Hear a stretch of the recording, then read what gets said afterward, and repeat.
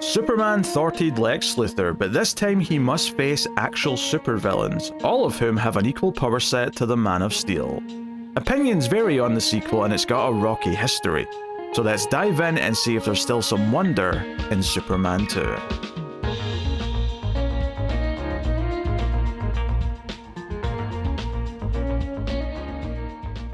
Welcome everyone to the Collector's Cut. I am Peter and joining me as always is David. You will kneel. I thought it was going to be a before Zod at the end of that. Nah, strangely enough, looking through the quotes, I'm not sure he ever actually says those exact words. Kneel before Zod! He definitely says it more or less a couple of times. Fair enough. He says it to the president. I only do exact quotes. Kneel before Zod! He says it to Superman. He definitely says it a couple of times. Anyway, yes, well, welcome everyone. We're doing Superman season here. We did the original film last week. Today, we are looking at Superman 2 from 1980. We'll start spoiler free, of course, as we always do. We'll give you a warning before we get into the spoilers. And of course, if you're enjoying the show on YouTube, please do hit the like button. It helps us out a bunch if you do. And of course, you can get bonus shows that we make for Patreon and YouTube members by supporting us, but I'll tell you more about that at the end of the episode. So, yeah, Superman 2 is an interesting beast that we have a lot more context for in the sort of the modern era, because we have the Richard Donner cut that you can also look at and see how things maybe changed a little bit. Not that we watched that version, we watched the full finished theatrical version, because Superman 2, the Richard Donner cut, is great to exist and it's fascinating to see the differences and all that. It's not a finished film, because for one thing, they never went back and thought of a new ending, because they sort of borrowed what they were originally going to do as an ending for the end of the first movie. So if you watch the Donner cut, you literally just get a repeat of the end of the first one, because that's all they had at that point. But there is some interesting differences that I remember that I'll maybe talk about a bit later when we get into spoilers. But sure. This one's notable because unlike the first movie, there's actually supervillains. Yeah, she had Lex Luthor, but this one has villains who are strong, who are equally powered to Superman. Obviously, they were teased in the first film, that being Zod and his cronies, and they will be arriving on Earth and causing all sorts of chaos. Plus, it does a lot of stuff with the Superman and Lois relationship, which we'll talk about as well. But that is the basic gist of it. I don't know if there's anything else I should say before I just ask you what you thought of it, to be honest. Well, I guess the one question I would ask before I get to that question is just, did you also grow up watching this one? Was this also something you saw as a kid? No.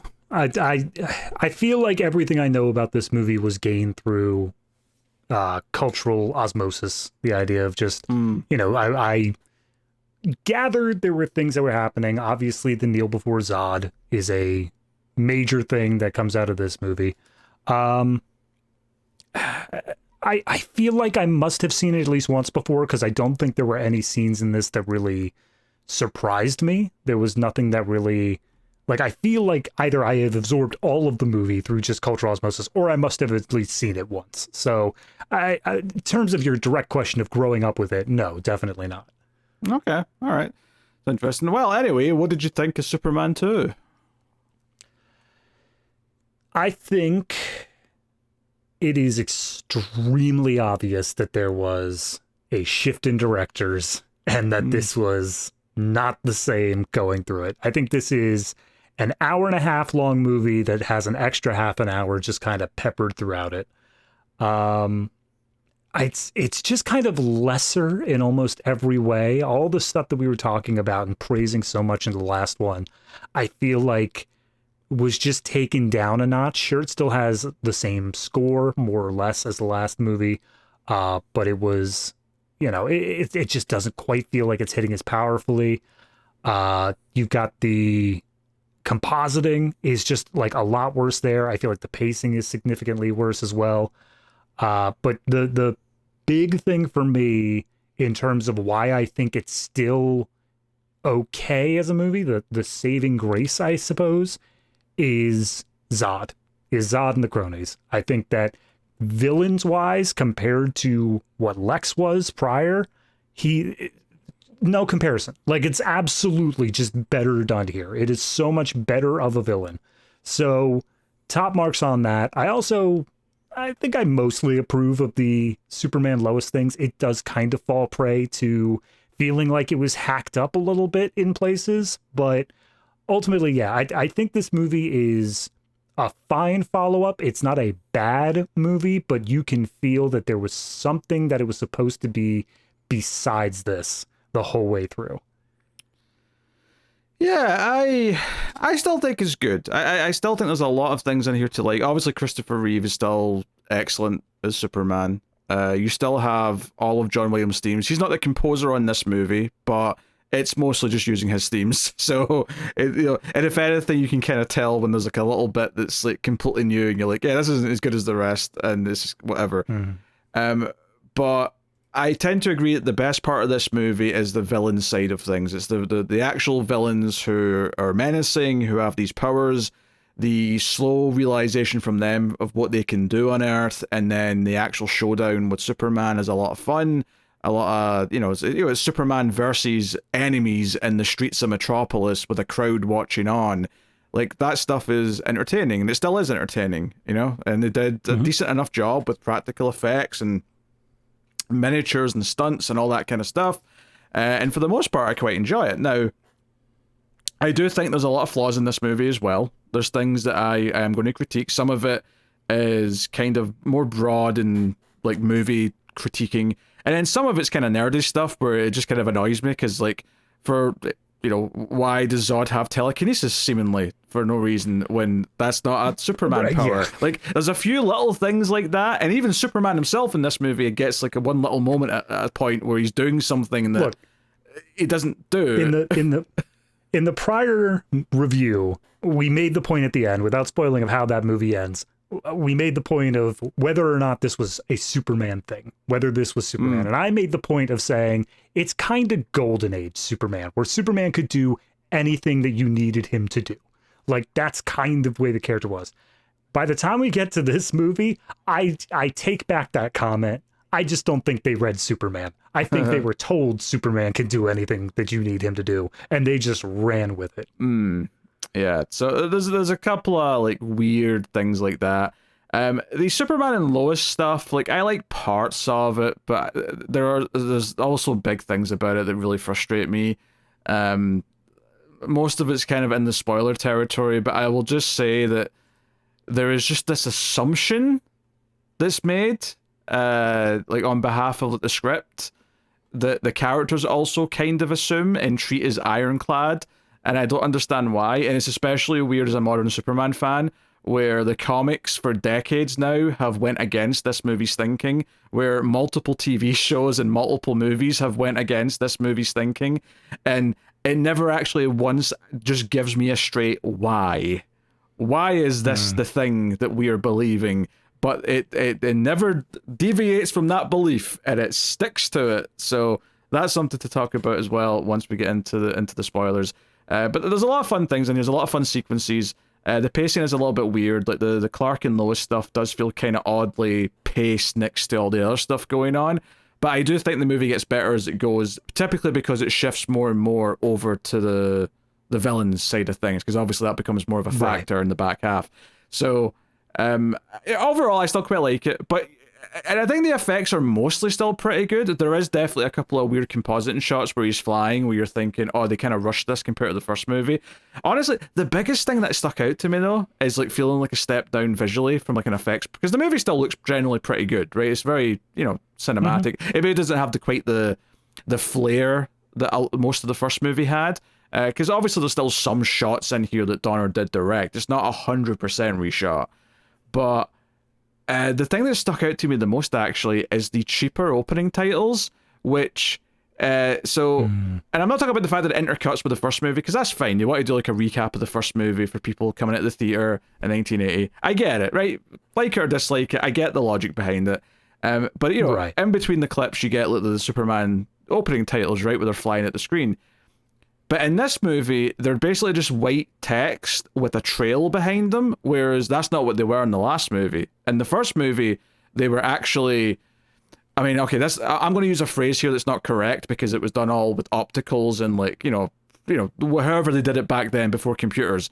But back in the first movie, they were effectively like, the text was like a 3D model that was flying toward you. Now, I know it wasn't technically that because it's 1978, so they did it another way, but it had that look to it where it felt like it was three-dimensional letters. This is not what you get at the start of this movie. You get plain white text with like a sort of trail behind it. So even that instantly felt cheaper. Yeah, it kind of feels to me how a lot of editing softwares nowadays, especially things that involve titles, will have like a plug and play like Star Wars crawl, but it's not. Like there's something, if you compare between an actual Star Wars crawl and the Star Wars or the plug-in Star Wars crawl, there's just something to it where it feels just a little bit cheaper. Like it doesn't quite work. It stuck out to me as well because I didn't remember them being like that in this movie. And I remembered there was always like a soundbite on one of the documentaries about Superman 4, because Superman 4 is the super cheap one that was made by Canon. Still distributed by Warner Brothers, but Canon made the movie. And I remember there being like an anecdote from someone saying the disappointment at like the premiere that the opening titles look so cheap compared to how great they were in the original film. And I'm sure they still look worse than this one, but this was already a huge downgrade, so it kind of felt like, because 3 doesn't really have the opening titles in the same way, they just kind of come up at the bottom of the screen in the third one. So it's a very, I don't know, it stuck out to me as being like this weird cheap quality. So no, I mean that's what you were saying about the intercutting with the clips. That's what struck me out, because it's one thing to intercut with things about like the origin, I think, of the stuff about the character that you need to know. It's another thing entirely to do the entire movie. And at a certain point, it felt like they kind of ran out of credits when they were doing it. Like it felt like the spacing between each of the credits was getting longer and longer until we get to the end. It just feels like we're doing the whole third act and not a single credits coming up throughout any of it. Yeah, I mean, I didn't really mind that too much. It's not unheard of in a modern movie. I mean, okay, these are 20 years old now, but I remember Spider-Man 2 and 3 doing this in their opening titles. Not with clips, admittedly, but, No, I know what you're talking about, but for me, I think it's so egregious because, like, the opening is, of course, redoing the things with Zod at the beginning of the last one. That works. That does well. And then they go into the main title sequence, the theme is playing, and it gets to the point where we see him throw the kryptonite shard or whatever it is to make the Fortress of Solitude. And I felt like that was a perfect place to end it. That's a perfect place to say, like, and then he becomes Superman. You don't really need anything more than that. But that's like not even halfway through, because that's not even a third of the way through the movie. Like, we still get all of the intermediate stuff of him as Clark Kent, him at the Daily Planet, them going, like, it just felt like it went on way too long for me. And it kind of felt cheaper as it went, because it felt like this is what we're padding the movie out with, is this extra stuff here. It doesn't bother me that much, I guess. And I don't think it's padding, because the movie still looked way over 2 hours. Like, if you shortened this by half, it wouldn't exactly make the movie feel short, like, compared to what it would be otherwise. Like, the extra minute this adds, or even 2 minutes this adds, if you want to be extremely, I don't think it really... I just don't think it... I don't think it's extended it by that much, is what I'm saying. Right. I think that's kind of what I was saying at the beginning, though, is that I feel like this is a 90-minute movie. Like, buried amongst this is a 90-minute movie with maybe a better edit to it, maybe trimming down a couple of the fattier scenes. But there are several segments in this that I felt dragged so long that it got to that extra 30 minutes. And I felt it slogging at a lot of points. Now, the action scenes, I think those are great. I think there's some character development scenes that work really well. But when we get to certain segments, I'm going to tell you when I think there are significant slowdowns to it. Sure. I'm not even necessarily fighting you on that. I just don't think the opening title sequence doing the recap is that guilty of it. Yeah. But fair enough. Yeah. So one of the big differences between the two cuts, actually, something you might have noticed when you were watching it, is there's an odd, suspicious lack of Jor-El, even in scenes that he was technically in the last movie. Like it's like they've redone them without him, and he's never the one in the fortress talking. We never see Marlon Brando. In the Richard Donner cut, he's there for like he's showing up in the fortress. He's talking to him. He's in the scenes that he's supposed to be in from the first movie. Like he was there as much as you'd expect him to be in the other cut. I don't know why he's not in this one. I haven't looked it up. I don't know why they had to remove him. I assume there was some weird request, or like maybe a lawsuit was threatened or something. I don't know. But damn, you're good at that. Yeah, no. The exact reason is apparently for the first Superman movie, he was promised like a 15% gross or something like that as his form of payment. He claims he didn't get paid. I think it just went to settlement, so I don't know if like it was actually proven or not if he didn't get paid. But essentially, because he was so quick to file a lawsuit and all that, the producers were like, well, we don't want to do that again for the next movie, so get him out of here. And so no more Marlon Brando. I mean, Lara got a lot more to do as a result, so that's I guess. Yeah, I mean, consolation. I'm not opposed to Lara doing more in the movie. It does kind of work for what it is, but it is one of those weird things that when Lara is talking, I very quickly come to realize how little my modern interpretation of Superman like gives a damn about Lara at all. Like it's all Jor-El all the time, and Lara only occasionally gets to do like anything. So it's not even like I don't like her here. It's just kind of weird to see her here at all. That's what I'm saying though. It's like regardless of the reasons for it, maybe it's nice that for once she gets to be the parental figure from Krypton who's actually saying something. I don't know. I'm not saying it's great or even good, but it just on a raw level, it's like, oh, she gets to actually say some words for a change. Yeah, although to note, you said she's the parental figure from Krypton. She also inherited the Krypton idea, which who okayed that? I just don't understand. Things were solidifying, okay? A lot, some Superman mythos hadn't quite taken full form yet. You know what I want to go back and listen to? I want to listen to the original radio serials and see how they said it back then. Because I feel like that's when it would have been solidified, is like, it's audio only. Clearly that would be the point where it's said. But what if you go back and find out they were all saying Krypton?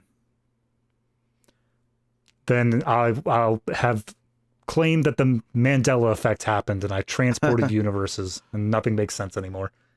I'm okay with it not being like the pronunciation not really being a thing until later, but clearly there was a overlap here of most of them were saying it correctly on the movie, but for some reason the people from Krypton, well, at least Jor-El and Lara are saying it Krypton. But anyway, none of this matters. So yeah, we got, obviously there's not even really any new cast members here. Obviously the three that were briefly in the first movie now get bigger roles, so they feel kind of new in a sense, but there's not really like big new parts that are here that we have to kind of talk about the actors so much in any great length. So I mean, no. Yeah, I mean, obviously there's some silly things. I know Richard Lester, who they brought in to like sort of reshoot a lot of the movie and like finish it, he was more of a comedy guy, and that's actually why, because he came back to do 3, and you'll notice in 3 that he was trying to pivot it way more into the comedy, because that's very much his thing. With this one, where you can maybe feel his influence a little bit, you can tell that he's still having to follow the plot of what the movie was always supposed to be. And if you watch the Donner Cut, you can tell the plot is still pretty much what it is. It's not like it has any big great swings in different directions because of the different directors. Some moments are handled a little bit differently. There's like, yeah, and I'll say what I remember about the Donner Cut once we get into spoilers, but it's the differences aren't like fundamental plot changes, I'll say that. Well, there are a few sequences at the end that I could definitely tell were original like Donner stuff and not going in for reshoots for reasons that are a little spoilery, so I won't exactly say, but they're long enough sequences that it absolutely makes it clear that there is no way that like there couldn't have been a major shift. Like there's no way we could have ended up at the same point here in the deep into the third act without having followed the same beats along the way. Yeah, so I mean, it's I still think it's pretty good. Like, you know, when I saw the trailer for the new one and I said, "Oh, we're probably going to get our first good Superman movie in 45 years," you know, I was counting this as the last good Superman movie, and I think I still kind of stand by that. You know, warts and all, and there's definitely things that I'm going to critique and sort of say that I don't like about it. You know, moments that are a bit cheesy, either by its time or even just by, you know, the passing of time. But fundamentally, I think there's enough good stuff in here that I still think there's a lot of worthwhile stuff in here for a Superman fan, especially from a time when superhero movies were still in its infancy. I mean, this was basically the second superhero. It's not just the second Superman movie; it's the second superhero movie in a lot of ways.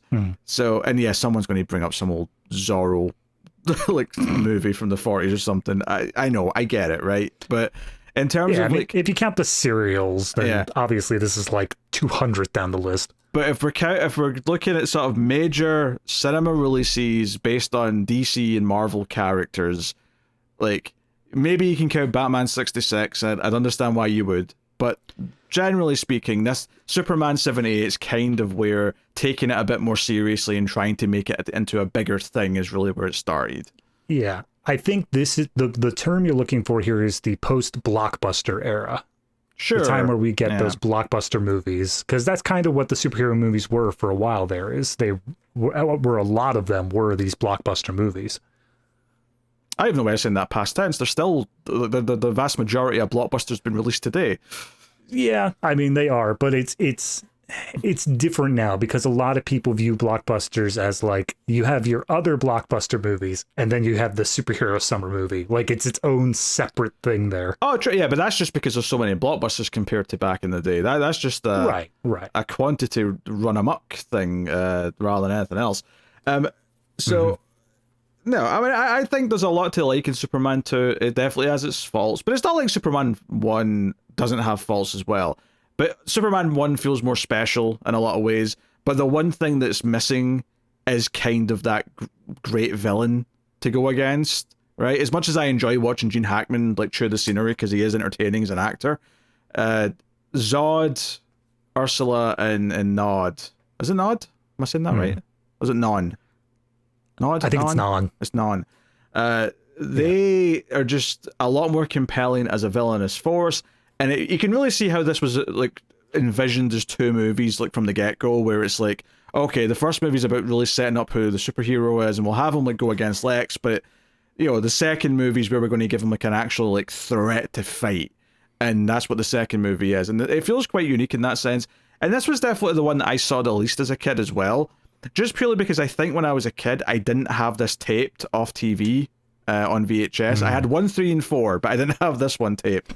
So it wasn't until I got the DVD sets in like, you know, high school sort of era of my life where I saw it a bit more than I did as a kid. So, you know, and I do, like, it is exciting getting to that stuff in the city when they're fighting towards the end. So I'm down for that. But there's definitely things that we're going to be critiquing. There's no mistake. So honestly, I think it's time we just go into the spoilers. I don't really see much more for us to talk about without getting into it and being able to talk freely about everything. So, I do want to say that we said last episode that we would keep track of how long does it take for Christopher Reeve to get top billing. Because of Marlon Brando not being in this movie, he is now second in line. He is second, yes. I suspect. Well, actually, Richard Pryor may get top billing in the next one. Now that I'm thinking about it. Yeah, possible. Which is this whole can of worms that we'll get to. So yeah, spoilers for Superman 2. You have been warned. Okay, where do you begin with this? The redo. It's not even just a complete redo. We actually get, and a part of this I think is in the Donner cut as well, where you actually get to see the moments before Zod was captured, where they're breaking into somewhere in Krypton and they're taking a crystal, but they get caught and the beam comes down and whatever. But we get the scene where all the faces say you're guilty, and I'm like, this is weird. Jor-El was here for this last time. We're doing a bit of an Evil Dead 2, like remaking a scene from the first movie thing here. But okay, whatever. They can't show Jor-El. Let's go through all the motions. So this is where I was already a little bit dicey because I already said I love the compositing in the first one. I think they do a great job of making it feel like all of these scenes are blended very well together. The green screen or possibly the rotoscoping, because I noticed some facial features being cut off of our Villainous 3 here. It is so bad. It just doesn't look good. It looks like an amateurish high school production of green screening here. And it was the first shot pretty much. And I'm already off on like, oh, is that going to be what we're dealing with the whole time? Yeah, I mean, I noticed it as well. Part of me was thinking, oh, is this something they shot quickly late to add in because this was like a change? I don't think it was, though. I think this might just be a case of they just weren't willing to spend the time and money to make it all look as flawless as they did in the first one. I do wonder if it was a change, though, when the decision was made to not include Brando. Because obviously Donner did cut with Brando in mind, so maybe when he went off, they said, like, no, please refilm this beginning bit. But that wouldn't matter for this shot, though, because the shot that I think looks really bad is before they get caught, and it's just all green screen. No, but that's what I'm saying. This shot is what we ended up with. I'm saying maybe the original way it was in the prior version would have had Brando be more like involved in the shot. Well, I don't think so, and it feels weird to sit and speculate aimlessly without knowing, because the cut exists. You can go watch it, and people are probably screaming at their podcast right now going, we know he is or he isn't because we've watched the Donner cut. So there's no point in sitting and speculating on this. All right.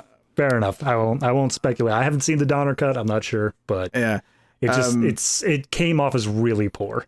Yeah, well, it stuck out to me because they've had sets that they could have used for this, which is why I thought it might have been a late addition, because they'd already maybe like dismantled all the sets and like, shit, we have to get this last shot of them, you know, standing in front of the crystals and whatnot and whatever. But anyway, once the movie gets going proper though, and we kind of set up like, you know, Clark coming into the Daily Planet, and one of the things that's different here, one of the things I do remember from the Donner cut, so Lois's whole thing where she starts to suspect that Clark is Superman starts much earlier in the Donner cut.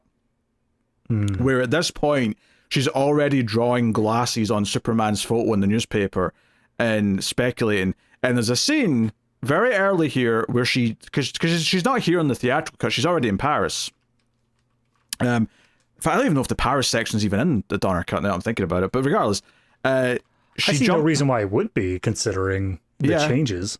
So she actually jumps out the window at the Daily Planet to try and like prove, like to get Clark to prove that he's Superman and be like, oh, you're going to have to jump and save me, right? So she really ballsy, jumps down, and whatever hijinks he pulls, kind of similar to what he does later on at Niagara Falls, where he doesn't turn into Superman, he just kind of uses some of his powers to make sure she lands safe somehow. And that's something that happens very early on in that cut. Here in the theatrical cut, though, I enjoyed the Paris sequence well enough. I actually think it's a fun little sequence. I will say that the setup for it here does annoy me a little bit, because it makes Superman look like an idiot. Because Clark comes sauntering in, and Perry starts talking about terrorists in Paris, and he's like, "What? I was home reading Dickens, because I'm a good boy. What's going on? What's all this about terrorists?" And like, "Oh yeah, they've got a hydrogen bomb. They've got hostages at the Eiffel Tower." And I'm like, okay, I get that you want to make Clark act aloof in front of people, but I do not buy for a second that Superman's not paying attention enough to be aware that there is a nuclear bomb situation happening that's been all over the news for the past 12 hours that he's just been oblivious to. Yeah, this happens a few times in this movie where it feels like Superman is very unaware of the world around him. And that's kind of the thing where, like, you know, modern incarnations are like, his super hearing is always on. He can always hear like anywhere around the globe. And that's just not present here at all. Oh, well, I mean, as far as we know in this movie, and the last movie, there's no super hearing. Like, it's never brought up or referenced in any way. There's never any allusion to it. But I feel like when Lois was being crushed, they had her like echoing, at least in the very least, last movie. Okay. That's actually the one example you could have given me. All right, yeah. He can hear her as she's dying at the end of the first movie. You're right. But that's it. That's the only time it ever comes up. As opposed to the more popular powers like the giant cellophane S that are crystal clear and made very obvious that these are Superman abilities. Yeah, but the super hearing one's weird to me because later on, Superman literally whispers something to Lex, and none of the villains hear him, even though they all should have super hearing like he does. Which is also why I was thinking, oh, maybe they just don't have that in this version because no one seems to be hearing anything. We also, the completely obvious one, which was Lex used that special like whistle tone that nobody could hear except for dogs and Superman. Oh yeah, I guess I completely forgot about that. I guess I wasn't thinking of that as super hearing as much as, even though it is obviously, but I was thinking that more of like the tone rather than like the being able to hear something far away. I guess because I think the implication is that Lex is still broadcasting it. You know, it's still being beamed throughout the city. So it never occurred to me that he was hearing something like far away, like he does with his super hearing. It was just like a tone thing. But yeah, fair enough. Right. So anyway, yeah, Terrace in Paris. Lois is reckless and sneaks in to the scene of the crime and gets onto the bottom of the elevator. I do love, and this is maybe coming from the comedy background of the director, but the hostages include a pair of nuns, which just to set it over the top of like, oh, we've got nuns as hostages, but yeah, they've got a nuke inside the elevator to the Eiffel Tower. It's going up, it's going down, and then it ends up like getting shot down or broken down or whatever. The brakes don't fail, and the chain goes, and she's like on the bottom of the elevator screaming, which I'll give the movie credit. I actually did get a sense of the I don't know what you call it, but like the going down on a roller coaster kind of feeling to her being on the bottom of that elevator. The G-force, yeah, sure. Yeah. I was like, you know what, you're giving me a little bit of that feeling. I'm almost imagining myself in that situation and imagining just how much it would feel going down at that pace with all that like wind and stuff hitting you as you're going through it. So I was like, okay, all right. I mean, I also like the fact in this sequence of, you know, it's the bomb, and they do a decent job setting up of all of the backstory of like, you know, we're going to start setting it up. If we get disconnected, we got a dead man switch. We got 60 seconds afterwards. And then the cops take the shot, and that's what causes the whole elevator to go down. And like, they think it's safe because they don't know Lois is the dumbest person alive. But, you know, obviously Lois is trapped in there, and then Superman has to come and save the day. I think it does a good job of setting up not only the stakes, but in the same sense, the rules, I guess you would say, as to like exactly how this scene is going to function timeline wise as well. Yeah. Oh, by the way, one of the things that I never really mentioned in the first movie that I don't like, and they do it again here, is they do this kind of thing sometimes when Superman's like, you know, switching from Clark to Superman, where it'll just kind of fade to him in the outfit. Yeah. And like, I don't like that because it just feels like magic rather than he's, you know, super speed changing into his outfit. So, and that'll come up a couple times in this movie as well. But because it happens like the first time he switches when he's going off to fly to Paris and he's running through the alley, does the shirt open, and then you get like a sort of fade into being Superman, and I'm like, yeah, okay, that's not satisfying. Yeah, it's just not satisfying.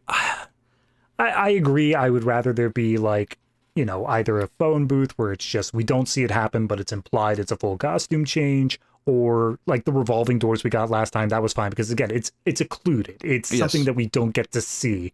But yeah, the bit that gets me is that later on in this movie, it is heavily implied that the suit comes with the powers.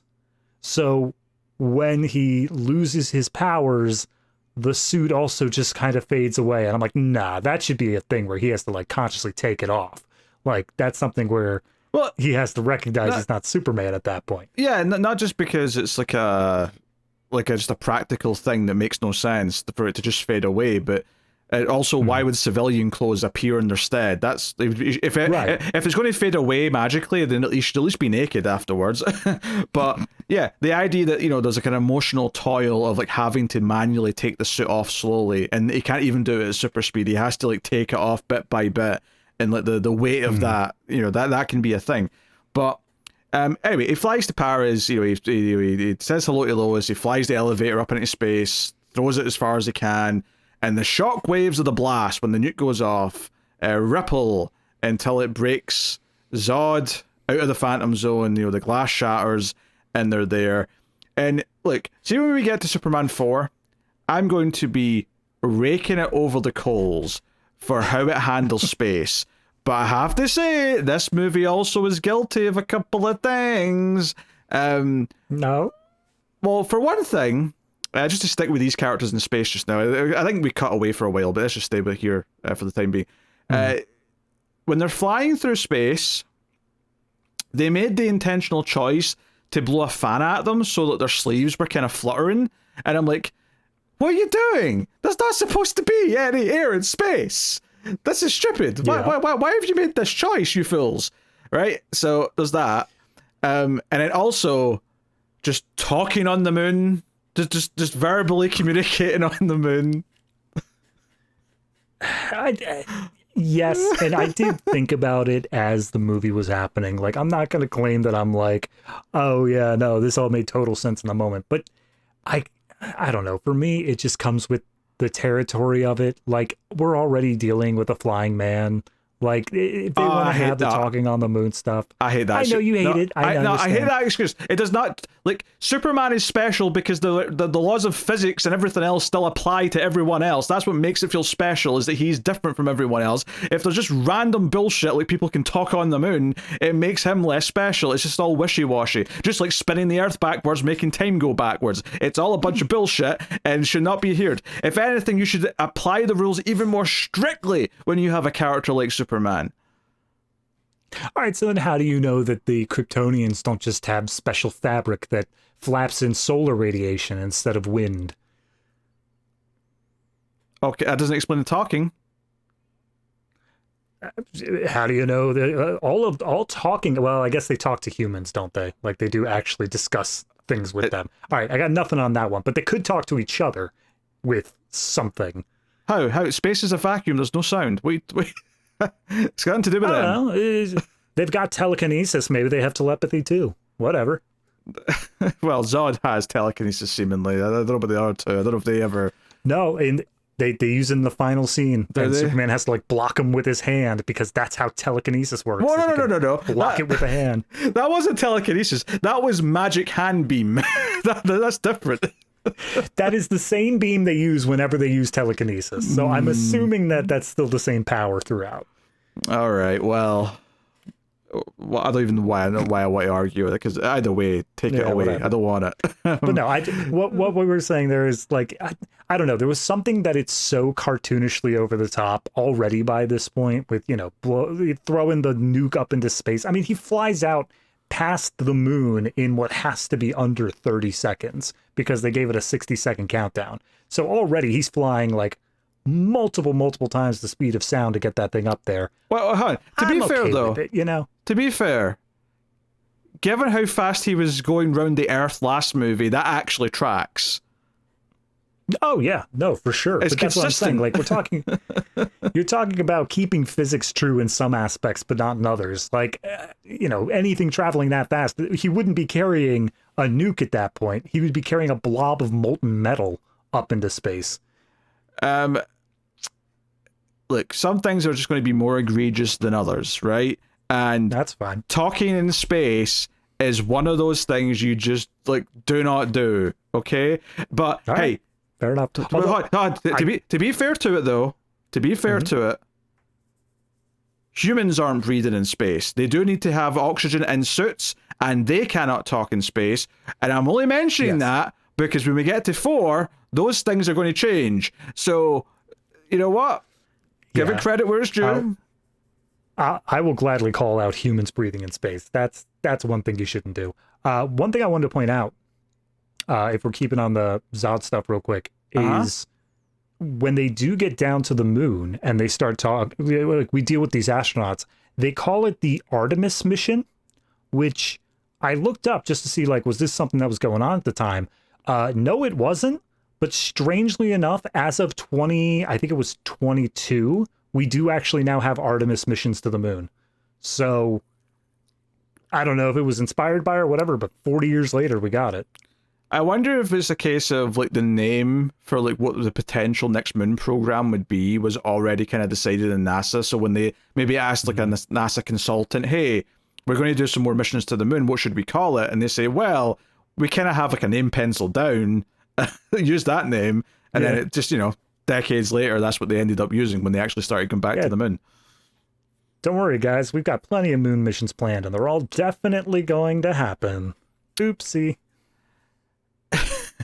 Right. I will say, though, positive things to say about all this stuff, though, is that I do love just how nonchalantly these three villains just start killing these astronauts. It's perfect. As much as I can complain about them talking on the moon and little things like that, like, Ursula just, like, ripping, like, part of the suit off to look at the badge and it just killing the astronaut because it's made a hole in his suit, and then just kicking him away because she's like, oh, get away from me, you puny animal. I do not care for you. No, I love this sequence because it gives such a perfect look. Like, it gives characterization to these three without barely doing anything. Like, you have Zod, he's pompous, he stands over top of all the rest of them. He sees him, like, ego is his defining trait. You have Ursa, and while you don't get a lot about, like, who she is as a character, her penchant for, like, ripping off these badges from characters, like, because I think by the end of the movie, she has, like, 3 or 4 of them just peppered across her outfit. So that gives you just a little quirk about her. Not even character, but just a quirk that gets you interested in the character.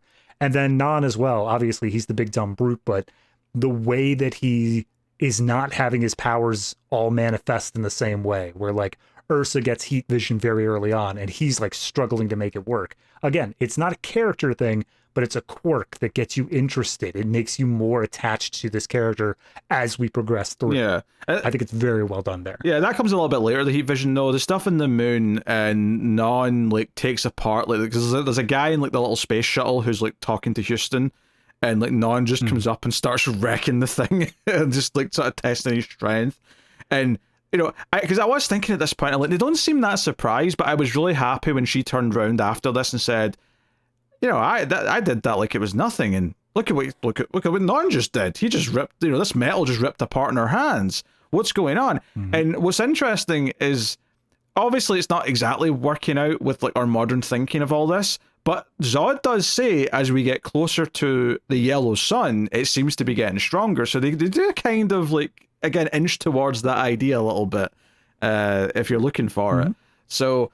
And also there's the joke here that she thinks it's called the planet Houston because they were referring to Houston, or it's on his badge or whatever. So yeah, I'm glad that was eventually rectified. Like, I didn't want it to be a thing where it was the whole movie, just that running gag, but the way they played it was funny for what it was.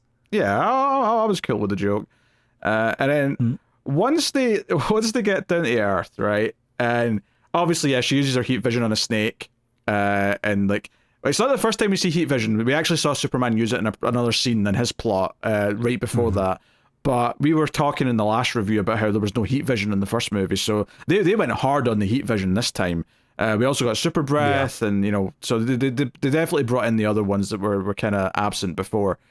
And yeah, Non's trying to do the heat vision, but the beams are just coming out a little bit, and he can't quite go any further. Apparently they don't have water on Krypton because Zod is, like, confused by the water. He's like, what is this strange surface? And then he, like, rises up and walks on the water, which is interesting because, like, I get that he can fly and I get that he can just sort of lift himself up there, but then he perfectly walks across it, and I'm like, okay. Like, I buy that if Superman really wanted to, he'd practice and make it look like he's walking on water, but he wouldn't actually be walking on water. He would just be holding his weight above the water. That said, though, the effect looked good. Like, whatever they did to make it look like he was walking on water, it looked good. So no, again, all of the Zod and his cronies bits, I think, are the best stuff. I think that it is the way that they play with the powers, the way they are merciless towards the humans, and how they just effortlessly tear through every attempt to stop them. I just had fun. Like the whole time they were on, it felt like it was a strong villain and also just a good time of like showing off these special effects as well. Yeah, the next time we see them, they confront the cop car, and like that's where we get the. Eventually, so he uses the heat vision on the guy's shotgun, but then that's when the telekinesis kicks in and makes it float towards him, and that's where you're sort of side-eyeing it, going, don't know about that, but okay, I guess we're doing that.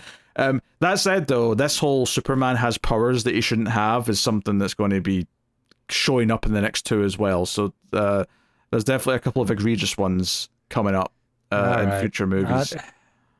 Look, I'll apologize for the flying backwards one, just because it seemed like they had an idea as to what they were doing and they just didn't do it right. Telekinesis and all that sort of stuff happening. This is just someone who's unfamiliar with the source material. I don't think there's any other way around that. I mean, you say that, but part of me is worried that, like, you know, Bronze Age comics at the time were full of this shit. Oh, that's true. That's fair. I mean, up until Crisis on Infinite Earths, like, that was Silver Age Superman, and he had some weird stuff going on.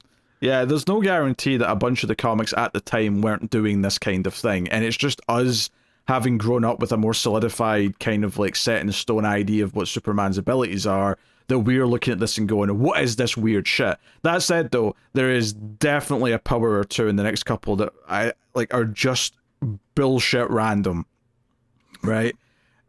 So you know, we'll get to those when we get to those. But yeah, other than that, they end up in a small town where they just kind of like, you know, Ursa like arm wrestles a guy so hard that his hand goes through the table and like the table splits in half and he goes down to the ground. Like, you know, Non's like trying to practice his heat vision, sets a truck on fire, and obviously this keeps escalating and escalating to the point where like the military's showing up and all that. And that's where this stuff really gets interesting, because Zod's looking at this general going like, oh, you're a general? Oh, who do you answer to? And this is also around the time where there's like a reporter with a camera, and he's like, wait, who's watching this? And he's like, well, everyone can watch this. It's all over the world. He's like, ah, yes, I will make an announcement. The entire planet of Houston. Actually, it's Earth. Ah, all right then. Yes, Earth. This stuff is good because, you know, the helicopter comes in, and then that's when they kind of go, wait, they need machines to fly. Like, we can rule this puny planet. This is quite pathetic, this. So all that stuff is pretty entertaining. And there's a lot of practical stuff as well. Like when there's like a jeep comes in from the military and like like heat visions it and it ends up going like through a building, like one of the houses or something. You know, it's all just practical stunt stuff, right? So it feels like the biggest they could go whilst doing just completely practical stunt stuff for a movie of this type, obviously. So yeah. I mean, I don't know how much of it was set, how much of it was built up. It does seem kind of like, you know, a Back to the Future 3 kind of like a desert town sort of vibe. So odds are they just built the whole set and then just blew up the crap out of it. Yeah, either they built this little like one street town, or they found a one street town that they were allowed to demolish. Either way, it's definitely one of those movie little towns that you know no one's actually going to be using after the fact. And of course they're like, hey, so who do you answer to? It's like, oh, the president. So yeah, and they end up going to the White House. They just storm in, and one poor guy pretends to be the president, and Zod's like, no, you knelt too quickly. Nah, you're not the president. So the real president comes out, and he's like, I'll kneel. If it's going to save lives, I'll kneel. And like, okay, we're going to hand over the Earth to you. But he's like, but there's one man on Earth who will not kneel before you. And he's like, what? Who is this imbecile? Tell me now. So that kind of sets up. This is where it felt like a weird transition between the movies, because obviously in the first movie that was Superman's like introduction, like we were just learning about him, we were just getting set up with him, and this one picks up immediately afterwards.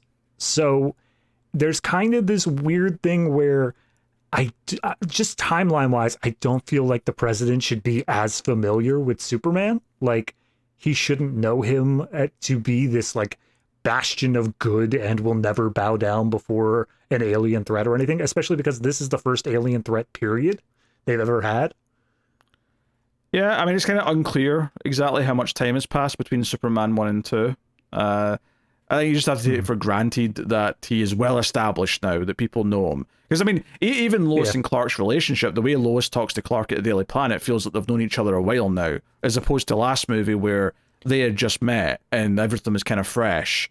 So that's true. I guess that's kind of what I would have wanted from the opening sequence. Instead of the recap of the last movie entirely, show me just like the little things Superman was doing in the middle. Like, just show me like other little, like, you know, give me newspaper headlines saying Superman does this, Superman does that. That would be something that told me time passes and that we're getting comfortable with a world with Superman in it. But once they've taken over the White House, they've taken over. Obviously, eventually Lex pops in, which I guess is a good time to go back and talk about his couple of scenes, because he has a couple of scenes early on, and then he disappears until he shows up to talk to Zod, which is basically him and Otis are in prison from the last movie, and they are planning an escape, or Lex is planning an escape at the very least. Otis is just kind of bumbling along as he usually does. Why not? So it's like, it's an elaborate ruse that involves a fancy projector, which makes it look like... I forgot about this for a minute. Yeah, it makes it look like him and Otis are still sitting in the cell, but they sort of play with it in a very kind of, like, dare I say, kind of realistic way, where when the guard steps in front of it, like, it goes away, and it sort of still treats it like a projector, even though obviously it's weird how realistic and three-dimensional it looks. It was like, you know, this is kind of not, like, it's based on real logic, right? Even if, like, the actual how high-tech it is super advanced, it still follows the simple principle of what a projector is. Yeah, what, we had a Mission Impossible movie last season that had like the full hallway, and they like had eye tracking to make it look like it was a believable thing. This feels like slightly lower tech than that, but they were still working within something believable to make it kind of stick. Yeah, and I think it actually is kind of foreshadowing stuff for later, because there's going to be like projections of Superman in a scene, which obviously is using Kryptonian Fortress of Solitude tech. I think this was their way of like foreshadowing that, but also setting up that Lex would understand what a hologram is when he sees stuff in the fortress, because he's already playing with projections of himself. So I think there was like there was a bit of thought put into this in terms of like, you know, it's not just like a random thing for the prison escape. But yeah, say bye to Otis though, because Otis is too fat to get onto the hot air balloon that Tessmacher's. Hold on. Okay, go on. We're talking about breaking the laws of physics here, and now the human should not be able to do that. Let me just real quick here with Otis. There's a hot air balloon. He's holding it in place. He's got it there. And then he tries to climb up, and somehow him trying to climb up is enough to pull the entirety of this hot air balloon down to the ground with every step that he takes. Now, is it technically, like, physically impossible? No, but he must weigh, at minimum, double the weight of Miss Tessmacher and Lex in order to make that functionally possible. How big is this man? Yeah, it's cartoon logic. There's no explanation for it. Although, the only thing I'll correct you on slightly is that he wasn't holding the hot air balloon in place. He was just holding the ladder steady, because it's a rope ladder. Ah, well, yeah, I mean, fair. But functionally, it accomplishes the same thing. I just love the idea that you're thinking, oh, he's so strong, he's holding the hot air balloon in place. Like, I thought that's what the complaint was going to be.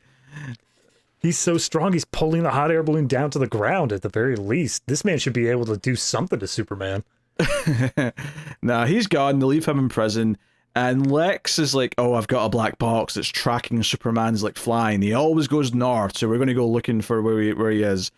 And he finds the fortress. They go snooping. They watch some of the dead Kryptonians talking about, you know, to the point where like Lex knows the name Jor-El to say it to Zod later on. Like, he learns some stuff from the fortress, but Yeah. Ultimately, though, he hears about, like, 3 people coming down, and he's like, oh, that must explain these signals on my black box. Just think about it, though. These criminals from Krypton, they're masterminds. They'll go just nicely with me. They'll respect my intelligence, and we can work together and take out Superman. He gets all excited, and then he disappears until he shows up at the White House waving a white flag, like an hour later. I'm going to assume, because this was a hot air balloon, and hot air balloons are not exactly known for their ability to steer. I'm going to assume he ate Miss Tessmacher, because she is gone. She never appears again. Like, she disappears from the plot entirely. Yeah, but that's not after the hot air balloon stuff, though, because she's in the fortress with them, and she's on the jet ski with them after that. It's after that she just disappears completely. I'm sorry, I don't recall the jet ski at all. What scene was that? Oh, not jet ski, sorry. Snowmobile, sorry. That's what I'm trying to say. Oh, yeah. No, but that's what I'm saying, because when they are leaving the fortress, they're back on the hot air balloon. At least if I'm remembering correctly. No, you just see them on the snowmobile, and then, because they've clearly ADR'd him explaining what he wants to do with the Kryptonian villains, and it's just like a wide shot of them in the snowmobile. I don't think you see them in the hot air balloon again. All right, fair enough. I thought you did. Yeah, but you're right, though. She's just gone after this. She's never brought up again. Yeah. So I don't remember if she shows up again in the Donner cut at any point, or if what, but yeah, she's just gone. With that ADR comment, though, I do want to point out Gene Hackman. He did his initial shoot with Richard Donner, and then when Lester took over, he just didn't come back. He did not want to do additional reshoots. So there is a lot here to bridge the gap of the story where it is a body double and a voice sound-alike. Ah, okay, interesting. But anytime he's on screen, it's definitely original footage. That's interesting. Right. Yeah, and that's how I managed to pick up a few things in the third act that had to be original footage because of that. Well, I think most of the fighting in the city is original footage. It is edited slightly differently. Like, if you watch the Donner cut, there's like extra little bits in it and stuff. But I think most of that, probably because it's one of the most expensive sequences to shoot. Like, there was no way they were going back and redoing all that just to be different. So I was talking more about the Fortress stuff. There's sequences where you only see him from behind, and it's like, that's weird that we're not seeing his face there, but then he directly talks to camera. I'm like, all right, that must be him then. Yeah, okay. So, yeah, I mean, yeah, he makes a deal with Zod in that. I do like the Zod in that are just going to kill him, like, instantly, and he's, like, having to kind of weasel his way around it and say, oh, no, I can give you this, son of Jor-El, and immediately Zod's like, wait a minute. Son of my jailer, what is this? Who is the son of Jor-El? And he's like, oh, you might know him as Superman. He's like, so Superman is the son of Jor-El. So he gets all excited by that, and that leads to kind of where we go to the third act. So we'll leave them there for now, but that's like all the villain side of stuff up until that point. I do love how Lex's first and seemingly only card to play, because he just got lucky with the Jor-El mention. Like, he didn't know if that was going to mean anything, but I like how his first and only play is, kill me, Lex Luthor, greatest criminal mind of our time? No, there's no possible way. Like, he's so sure of his own plot armor that he's just, like, calling out his own ego as the, like, you can't kill me, I'm Lex goddamn Luthor. Which actually does pay off, I think, quite nicely in the third act. There's a great little moment that sort of pays that off. But to go back to the Superman and Lois stuff, they get an assignment after the big opening where they're apparently trying to expose a corrupt hotel that does, like, sort of newlywed honeymoon suites and things like that, and that like, they never really get too specific as to how they're, like, screwing people out of money, but they're doing something bad and they're pretending to be a newlywed couple to expose it. So there's a lot of, like, pretending they're married whilst the bellhop or whoever's explaining the fire and the hot tub for two and the shaky bed and making all sorts of little innuendos.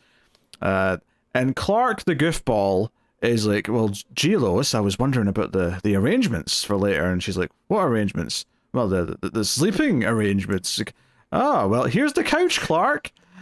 I love that payoff, because, like, you the way you said it there is pretty much how it was, but there's so much more of a stutter in his voice as he's trying to say sleeping arrangements. He's like,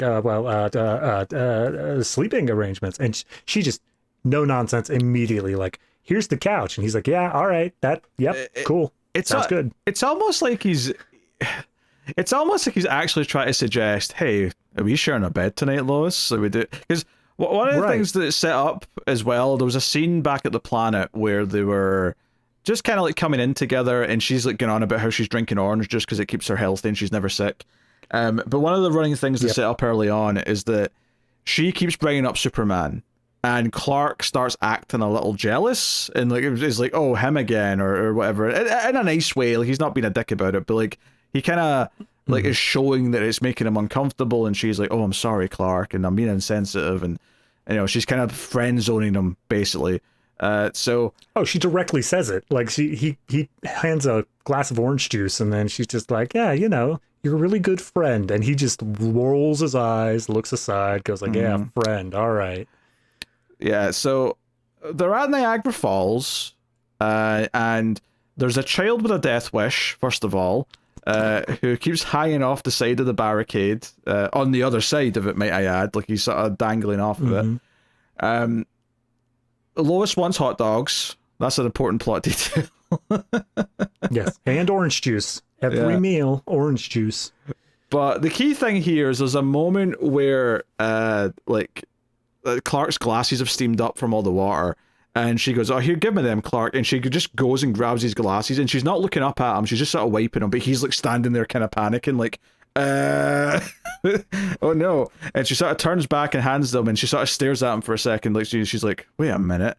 And he puts them on quickly, and he's like, oh gee, Lois, we should do something, some food maybe, or something. I don't know. He starts his way out of it. She's having like a little moment of recollection.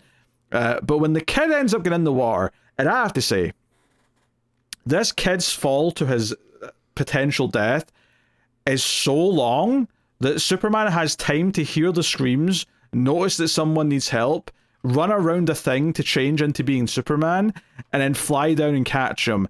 And I'm like, I get that Niagara Falls are tall, right? I get that they're not exactly just like, 20 feet tall, but I feel like this kid should have been dead by 3 times over by the time he got there. Yeah, I'm looking forward here. So Niagara Falls is just shy of 200 feet tall, and apparently to fall 200 feet takes about 3.5 seconds. So yeah, kid's dead. Yeah, this was like 35 seconds, maybe. So 10 times over, he should be dead. But yeah, he catches the kid. It's a whole thing. And I feel like, and I kind of like this weird detail here, is that Superman flies off when Lois is trying to say hello, and it's almost like he's intentionally trying to be a little bit of a dick because he's feeling like hurt as his Clark persona, so he's like, oh, I'm going to make her feel rejected here by flying off as Superman. I mean, I see where that reading is. Personally, I think it was more so of he knows that she's already in like a little suspicious mode of Clark and Superman. So he's kind of just like, I can't let Clark be gone too long, and I can't let her get a great look at me right now. So we just got to move this along. None of that stops her as soon as because when she's waiting on him to come back, she's like, wait a minute, Clark's not here. He's never here when Superman's around. Wait a minute. And this gets her convinced and leads to her testing Clark for the first time in this version, but I think in the other cut it's the second time she tests him, where she like willingly throws herself in the water. Now, admittedly, they're not up at the waterfall part anymore. They're just kind of next to the river by the time they do this. Yeah. But she throws herself... The rapids section. Yeah, the rapids. And he like refuses to turn into Superman, and he just runs alongside. He uses his heat vision at one point to like bring a branch down so she maybe grab onto that.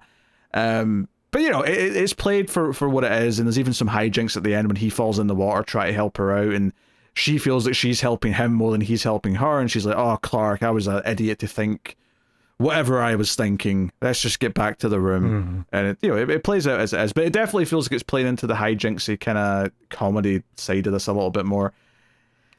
Yeah, I I think I like this sequence for what it is. It's got some good tension to it. I think it's, got some hijinks as well. The sequence works. If you're telling me that this was the second time it happened, I don't know if I would like it as much, but that's a lot more on the fact that almost immediately after that scene, it doesn't matter. Yeah. Like we immediately get the oh wait, hold on. No, you are Superman. Never mind. Yeah, well, I think in the original cut, it was like a rule of thirds thing, right? Where you had the first attempt. Now, admittedly, I don't think the first attempt should have been jumping out of a building, because that's like a really strong, like, I believe you're going to save me kind of thing. If anything, that should be last. But in the Donner cut, this would be second, and I'm not sure how much of the preamble was different. Like the setup to it may have been a little bit different, but the payoff to it is the scene back in the hotel room, where she kind of like forces the truth out of him, is she actually has a gun in the Donner cut. And I don't remember exactly how it plays out, but she's like basically, I think she threatens to shoot him, or she does shoot him, or whatever. I can't remember exactly how it plays out. And notably, that scene sticks out in the Donner cut because it wasn't something they actually shot for the movie. It was the screen test they shot when they were casting both actors, so they look way different and they're much younger. But they didn't have the scene shot, so it's just in the Donner cut is because, well, it's the best we've got. I'd have to see the scene of like how it was portrayed and all that, but I don't think I like that in concept, that Lois is like, I appreciate her being sure, but it's not that sure. Let me be clear here. It has been over a decade since I've seen this. I remember her having a gun. How it plays out, do not trust anything I'm saying. I'm just assuming that she shoots him, or at least threatens to shoot him. I mean, yeah, even if she doesn't actually shoot him, I'm not sure how I feel about the threatening either. Like, I feel like it should be the sort of thing where, she can have her hunch, she can be pretty sure about it, but never so sure that she's willing to shoot Clark Kent over it. Well, that's why I'm thinking it's the whole rule of thirds, though, is the idea that, like, okay, she's kind of dissuaded after each of the first two, but then something keeps, like, ramping her up to be like, I think the idea in the Donner cut is that once you get to that point, it's like, you know what, he is refusing to, like, show his hand, so I have to do something extreme, like, that's beyond a shadow of a doubt to prove it. Like, there's kind of almost like a game of cat and mouse with it that I can kind of appreciate in concept. But again, it's been all since I've seen that version.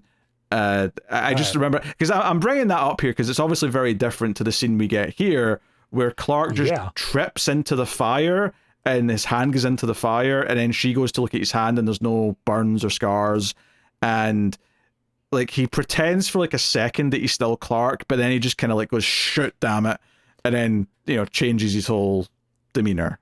Yeah, I love the shot where he does that, because he walks off towards the back of the room. You see him like trying to come up with a lie. You see just his mannerisms where he's just like, you can see him thinking, and then just the heavy sigh, and then you see his back straighten up. Yeah. You see him getting into the Superman posture, and it's so subtle, but it is exactly what makes Christopher Reeve a great Clark Kent / Superman.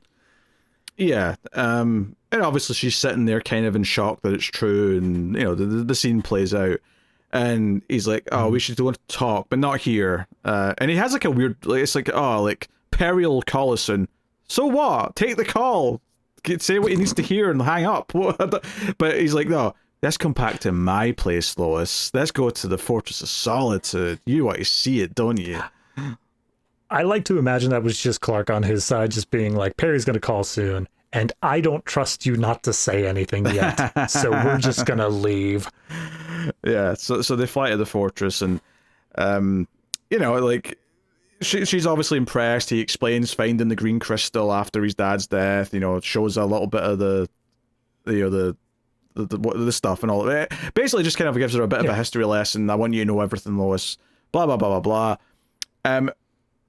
Offers to get her dinner, and like he flies off and gets her something to eat. And some flowers. He goes to this remote ass paradise island with these parrots and stuff flying around. He gets some flowers there, and then for dinner he goes to Walmart because he comes back with a brown bag and just a bunch of like cookware. Yeah, I thought he was going to like crush rocks to make a diamond for a ring here. That might be the Donner cut because it didn't happen here, or maybe that's something that happens in a later movie that I'm misremembering. Well, all right. Well, that immediately flows into kind of the next sequence, which I personally just really hate. Like I get what they were going for here, but I think that it is so rushed and so quickly done for such a major thing, which is the Superman talking to the Crystal of Lara saying, I love her. And somehow that means he has to become human. He has to lose his powers. And then he just does it without even a second thought. And I feel like none of this was broadcasted, set up, or done anything with. Yeah, no, I mean, I have several problems with this. It's maybe my least favorite thing in the whole movie is this entire conceit. But, you know, because they have dinner first, obviously, and then she's like, I'm going to go get into something more comfortable. And she comes back out and she sees the rest of this conversation play out. She hears Superman talking to the Crystal of Lara. And Lara just immediately says, oh, well, if you love a mortal... Which, first of all, I don't really like Kryptonians calling humans mortals. It feels weird, because, like, they're not gods, right? Is what I know Zod thinks he is, but Superman should never think like that. Yeah. But she immediately says, well, if you're going to spend your life with a mortal, then you have to become a mortal. And immediately, I'm like, why? Right. Why is that the case? And she doesn't say why. There's never a reason. He never questions it. He just kind of accepts it. He doesn't even turn around to like talk to Lois about it before he makes his decision. He goes into the crystal chamber, which is going to like hit him with red solar rays or whatever it is to take away all his powers and become human. And then he comes out and Lois is like, you just did all that for me? You just gave that up for me? Blah, blah, blah, I love you, yada, yada, yada. And of course, at this point in the movie, we've been seeing the Zod stuff play out, and he has no idea this is going on yet. And I'm like, geez, it'd be a shame if there was a supervillain with all your powers, like, running rampant that you're going to have to deal with in about 2 hours. Oh, this is going to age badly for you, Clark. So I feel like this might be just like kind of a product of the time sort of thing, where obviously nowadays we are used to the status quo being that Superman and Lois are together, despite the fact that he has powers. Like, that's something that just is. Whereas that only really happened in the early 90s. That's something that came about at that point. So this is 10 years predating that. This is going to be this period where they could never be together as Superman and Lois. So we did have to have a thing to be able to make that happen. But it just feels so cheap and rushed and nonsensical. But even if like we established this idea of him talking to Lois and saying like, I want to do this or whatever, I feel like she would say no. I feel like she'd be like, no, it's important for you to be Superman. Don't do this because of me. No, I mean, I agree with that part for sure. I think if you want to try and sell me on this, I'm never going to love it, but at least have there be a reason that a character tries to argue that Superman believes why he has to do this. He just kind of accepts it with no explanation.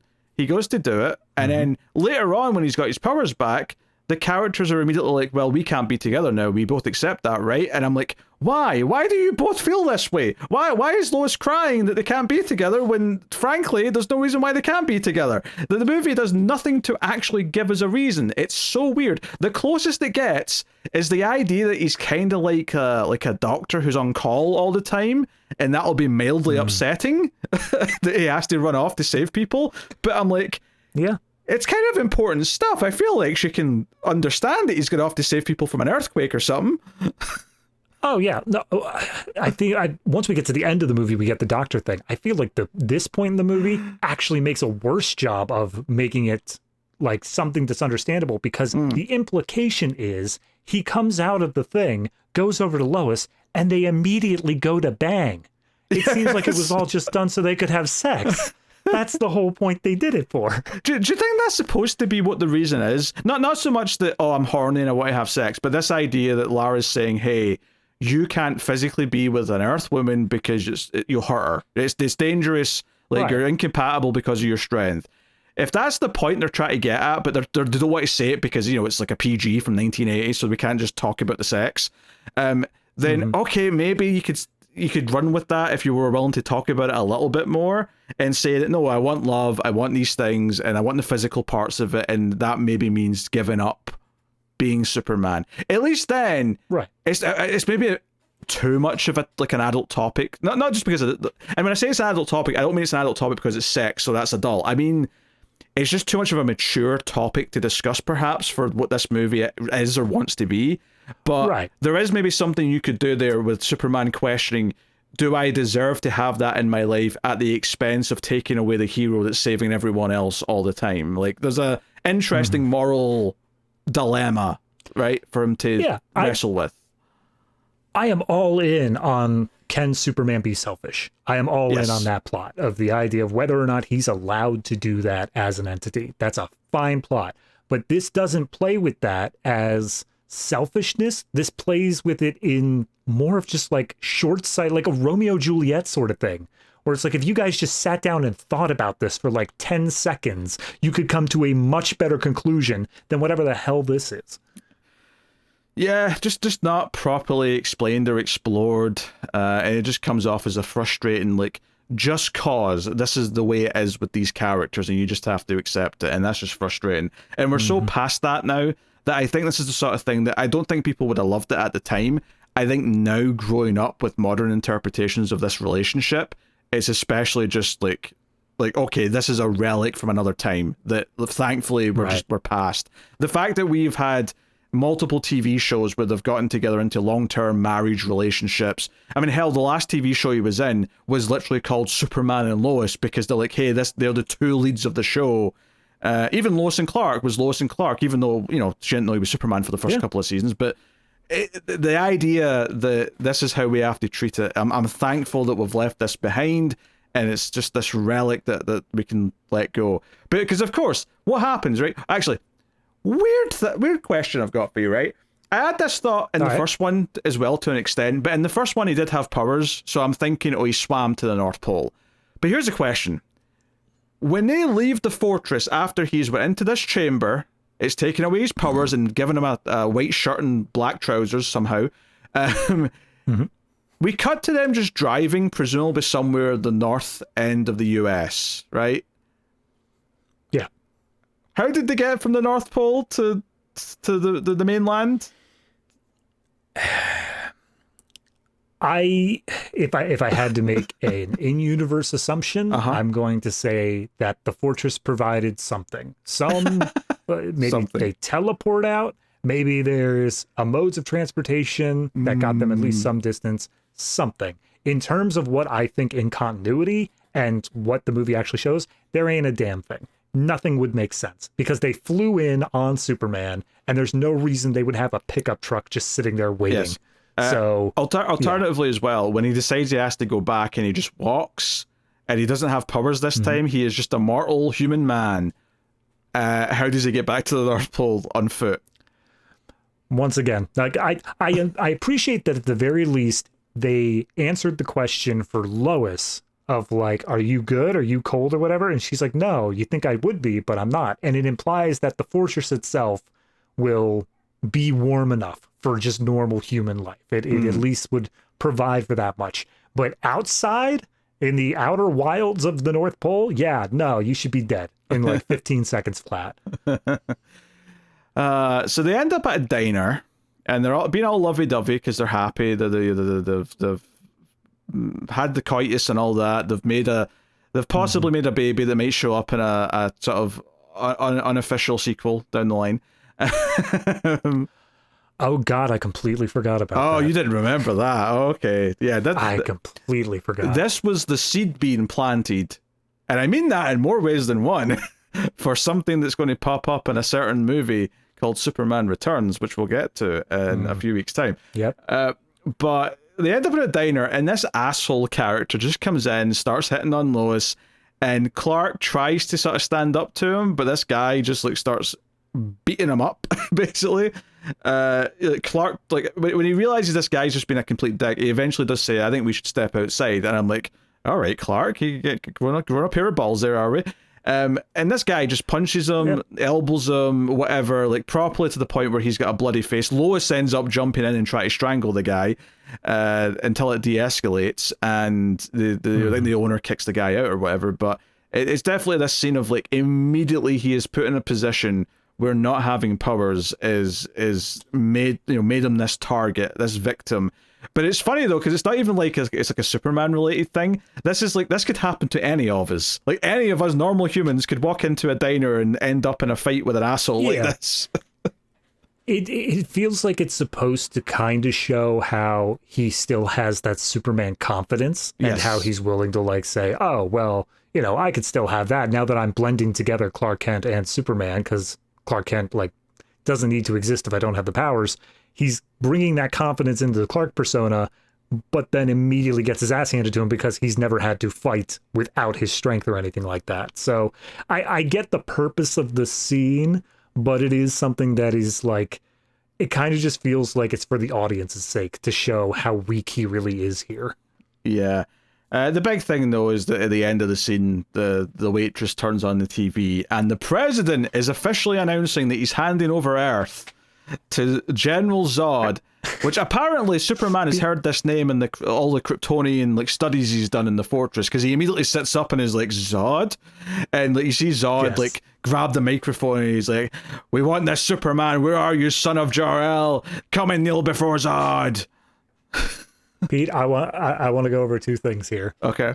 First and foremost is I love like the dichotomy of these two scenes where Clark is now beaten up. His like lip has been busted. He's sweaty. Like everything's wrong. And all I can picture him is as they're turning on the TV is him just going, what else could go wrong today? And then we see that on the screen. Secondarily, how do you feel about the president of the United States having the authority to turn over the entire Earth to this threat? I mean, he does at least say that he is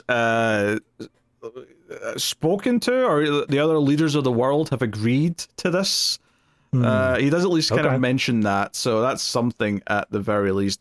Yeah, it probably would be better if he just said, we are surrendering the US to General Zod, and then it's up to Zod to go and get the same deals from, you know, all the other all the other countries. Yeah. The US would be just that driving motivational force for like all the lesser countries who know they don't have the firepower of the US to be like, oh, okay, we're out. Like, yeah, we surrender. And you might get like Russia standing up still, but that would be about it. It's weird how comfortable you use the word lesser in that sense. I'm talking like military strength. Okay. All right. Like, who else sinks that much money into military and guns and stuff that could theoretically take out Zod? I mean, no, that's fair, yes. America spends far too much money on military. No one's going to dispute that. So it's like, okay. Immediately Clark's like, I need to go back, Lois. Even though Lara made it clear this was irreversible, that was obviously a fib. Clearly, based on what happens next. Yeah. It felt like it was just kind of a test. It was just the test of like, do you like her? And he's like, yes. It's like, do you really like her? And he's like, yes. And she's like, okay, well, you can't go back from this. And she's like, all right. And he's like, oh, damn. Okay, you actually do really like her. Okay, you could go back from this. I just wanted to see if you really, really, really meant it. Also, he was human when he had sex, so wouldn't that mean that the child would just be human? Anyway, that'll come up in returns. That's why it took 8 years to show up. So yeah, we see him like try to hitchhike back to the North Pole. Again, I don't think Clark understands the North Pole is not exactly connected to Canada, so yeah, that's going to be tough. Yeah. But somehow he gets back to the fortress and he's like, "Oh, I wish I could hear your voice, Father." And I'm like, Jor-El? He's not been here all movie, Clark. What are you talking about? But yeah, he says father, mother, and then he screams out into the empty fortress, "Father!" And I'm like, bro, you haven't seen him in months. What are you talking about? But he sees the green glow of the original crystal, picks it up. The music kind of like, you know, gets all mysterious and swells as if, oh, this is it. This is the key to like becoming Superman again. So meanwhile, we get all the stuff with Lex and Zod and all that, and they storm the Daily Planet. Lois is freaking out, and everyone's saying, "Where's Superman? Why isn't he showing up yet?" And Lois is like, "He'll be here if he can. If it's at all possible, he will be here. Trust me." And Zod and that come in. They're going to kill everyone pretty much, but they're going to keep Lois around because they know Superman likes her, just because Lex knows it, basically. Which is interesting about this scene, is that Lex and Lois never interacted in the first movie, so it's actually interesting getting a little bit between them here. Yeah, it's one of those things where, again, I think if we showed like some interstitials in the opening clips to show like Superman saves Lois Lane or Lois Lane rescued by Superman or something, we could at least imply that it's general knowledge now of how much Superman and Lois are linked. But I guess they did have that I spent the night with Superman article to start with, and Lex did definitively read that. So, yeah, I think her naming that article that is enough of a worm for his brain to remember and be like, okay, they've got something going on.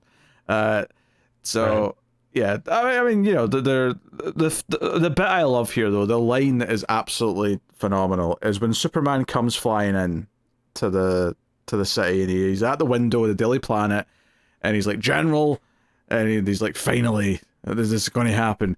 And it's like, and there's a moment where it cuts to Lex, and he's like, Superman, thank God. Because they were about to kill Lex. They were just saying how they were going to kill him. And then he's like, Superman, thank God. And Zod snaps over and looks at him, and he's like, I mean, get him! I don't know. I got a chuckle at that. It's mostly just Gene Hackman's performance more than anything else. But it's like, okay, Lex is a bit of a weasel in these movies. That's fine. But I was entertained. You actually reminded me of one of my favorite lines here, just from making Zod a memorable villain standpoint, is when the president is kneeling down. As he gets all the way down, he says like, Dear God, or something like that, and then Zod just pipes up and corrects him and says Zod instead of God. And I'm like, such a good little moment. Yeah, no, I mean, the villains are great, honestly. I'm really into them. So yeah, we get our big kind of showdown in the streets of Metropolis. The sky's above the streets of Metropolis. Lots of product placement, bizarrely. There's a lot of flying through trucks and like neon signs of various products, which, whatever. So this is, it is actually something to bring up though, is, you know, they fly into like the Coca-Cola sign. That's something, that's whatever. One of the things that they fly through is a truck that is heavily branded with Marlboro, the cigarette company, which Lois also smokes in this, which historically apparently was not a thing that she did. It was literally started for this movie. And then adding on top of that, these trucks that say Marlboro on the side, like, they don't exist. It was made specifically for the branding of this movie. So there was a little bit of outcry from parents at the time, basically saying, hey, man, Superman's clearly for kids. Why is there so much smoking in this? And they had to apparently go to some sort of court thing over that. That's interesting, because I think part of me shrugged it off as just, not so much that it was something of Superman from the comics of the time, but it was just something of movies of the time, because lots of movies were like that in the 70s and early 80s. Yeah. But yeah, fair enough. Yeah. Anyway, there's a lot of fun stuff here. You know, there's the sort of like the hunt around the buildings, flying after each other. Superman, because at first Zod sends the other two to go fight him, and there's a, interestingly, in the Donner cut you do see Superman hit Non with a punch. You don't see that here in the theatrical cut. He kicks him away at one point, but there's a lot of like throwing each other around and so on. A lot of heat vision being used. At one point Zod brings down like it's like the concrete side of a building that's like in the construction site, and he sort of, and I loved like seeing the aftermath of some of the things that are happening here, where Superman like shatters the concrete, but all the rubble you see coming down and hitting like the street below.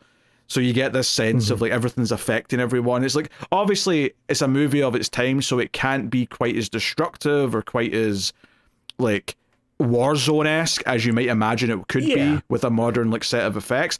But what it does do is that it does set this stage of like everyone's kind of aware of this. Although the one problem with that is that later on, when it looks like Superman might have been defeated, and like the citizens of Metropolis are like, oh, we're going to go after these three assholes, which obviously it was hopeless, but they all start using their super breath to blow them all away, so you get this kind of like, gale force wind going down the street.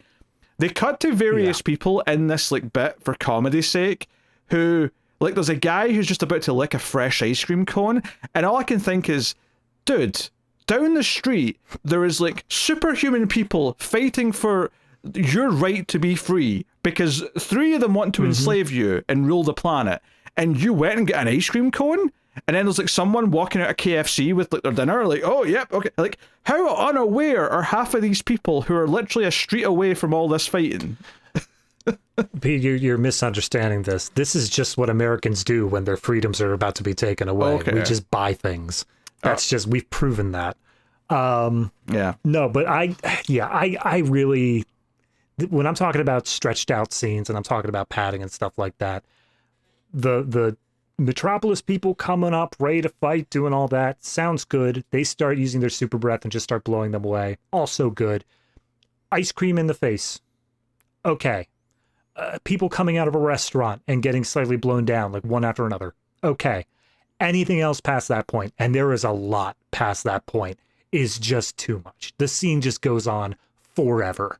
And by the time it's done, I'm just like, why did we spend so long on the pratfall section of this movie? Because the director's a slapstick comedy director.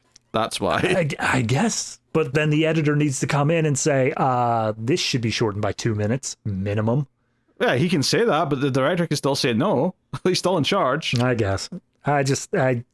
Everything about that, especially because then it leads into, oh, Superman's running away. He's just leaving us here. Oh, screw you, Superman. I'm like, it doesn't feel like the tension is there anymore because he's just spent so long on the pratfalls. Yeah, I don't remember from the Donner cut if this is significantly shortened. It might be, but I do not remember for the life of me.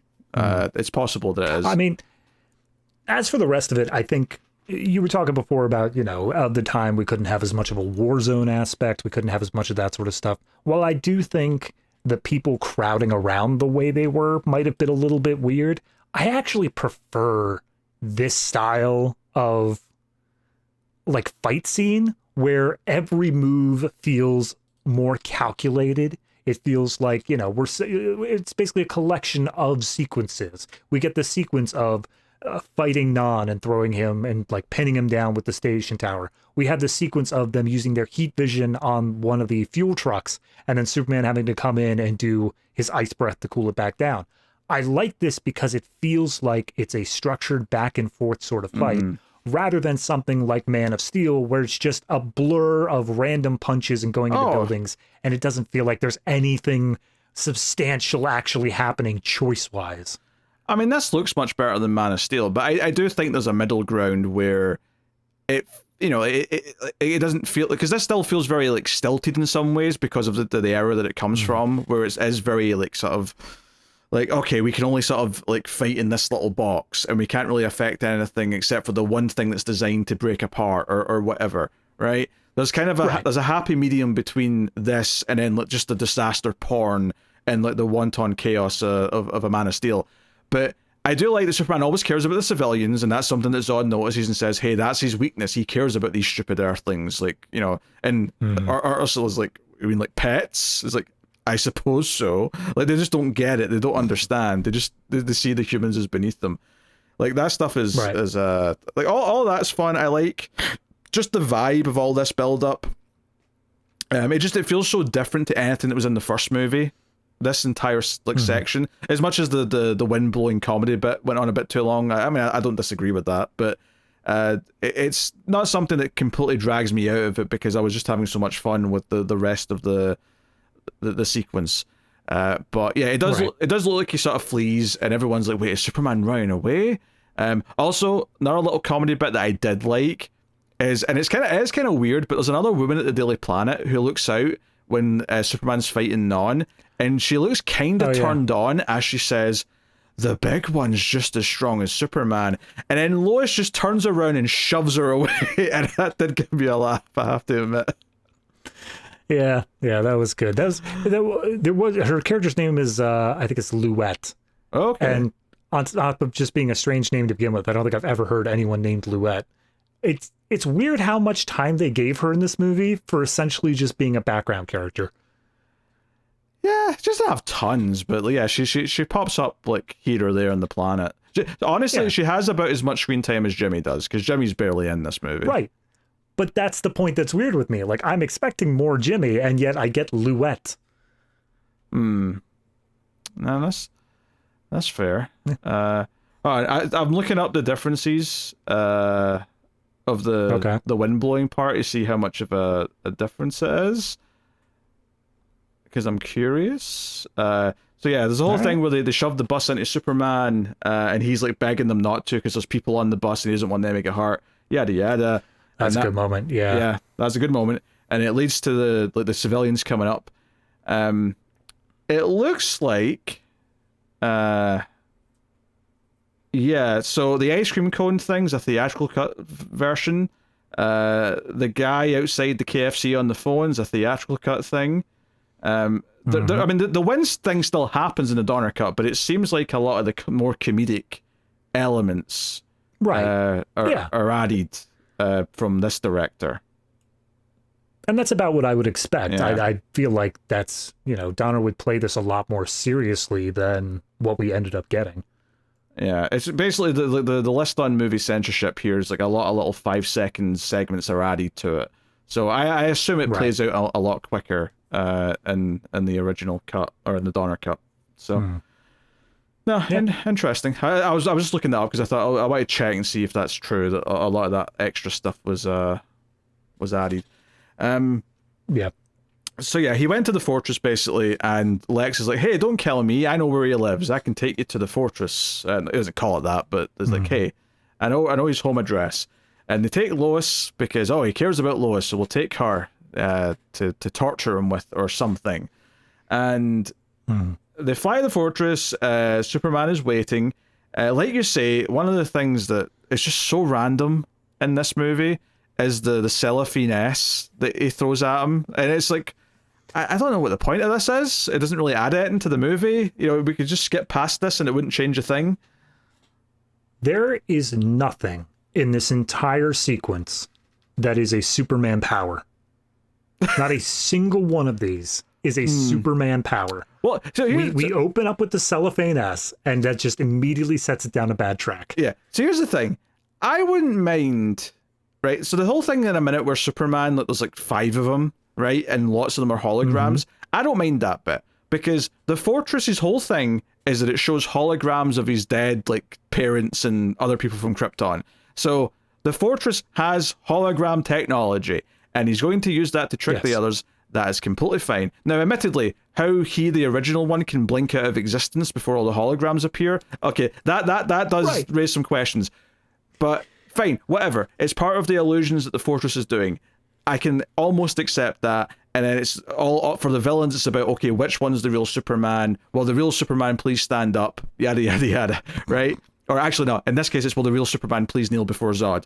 There you go. Oh, someone should make that song. There you go. That's a hit. That's a hit right there. So I'm like, okay, that's fine. The problem I have more so than anything else, though, is that I can explain most of that. Not the blinking out of existence to start with, but I can explain most of it with Fortress technology. The part I can't explain is that just before this bit starts, the 3 villains blink out of existence and appear around him as if they just have teleportation powers. And I'm like, what? Where did this come from? Yeah, you're right. No, even just preceding that, he throws the cellophane S, and then Zod does his magic hand beam, as you called it, which I think is supposed to be telekinesis of like lifting him up. Superman is able to just block it with his hand. The other 2 have magic hand beams. Superman continues to block it with his hand. Superman starts glowing red for some reason, because I guess it's making him really hot. And then that just stops. And then we start blinking around and teleporting. None of this stuff has anything to do with Superman. I don't know what's happening here.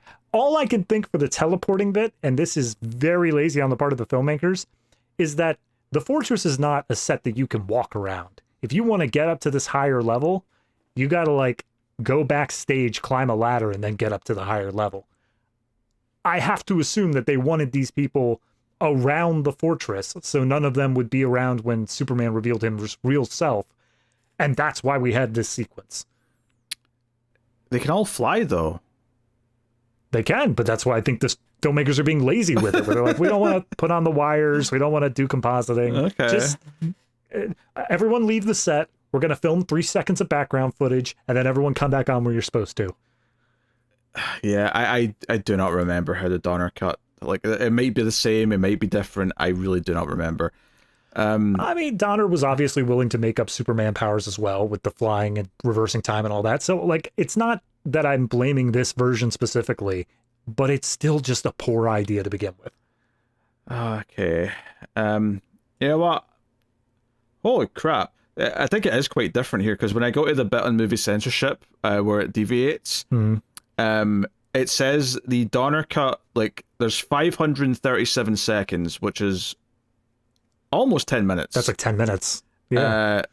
And then it gives you an explanation of how it's in the Donner cut, and then it separately gives you an explanation of what the theatrical version is, which is 436 seconds. So I'm looking at the playtime right now. The scene starts at the 1 hour 47 minute mark, and it ends at the 1 hour 55 minute mark. So it's only 8 minutes long, and somehow there's 10 minutes of difference in the Donner cut.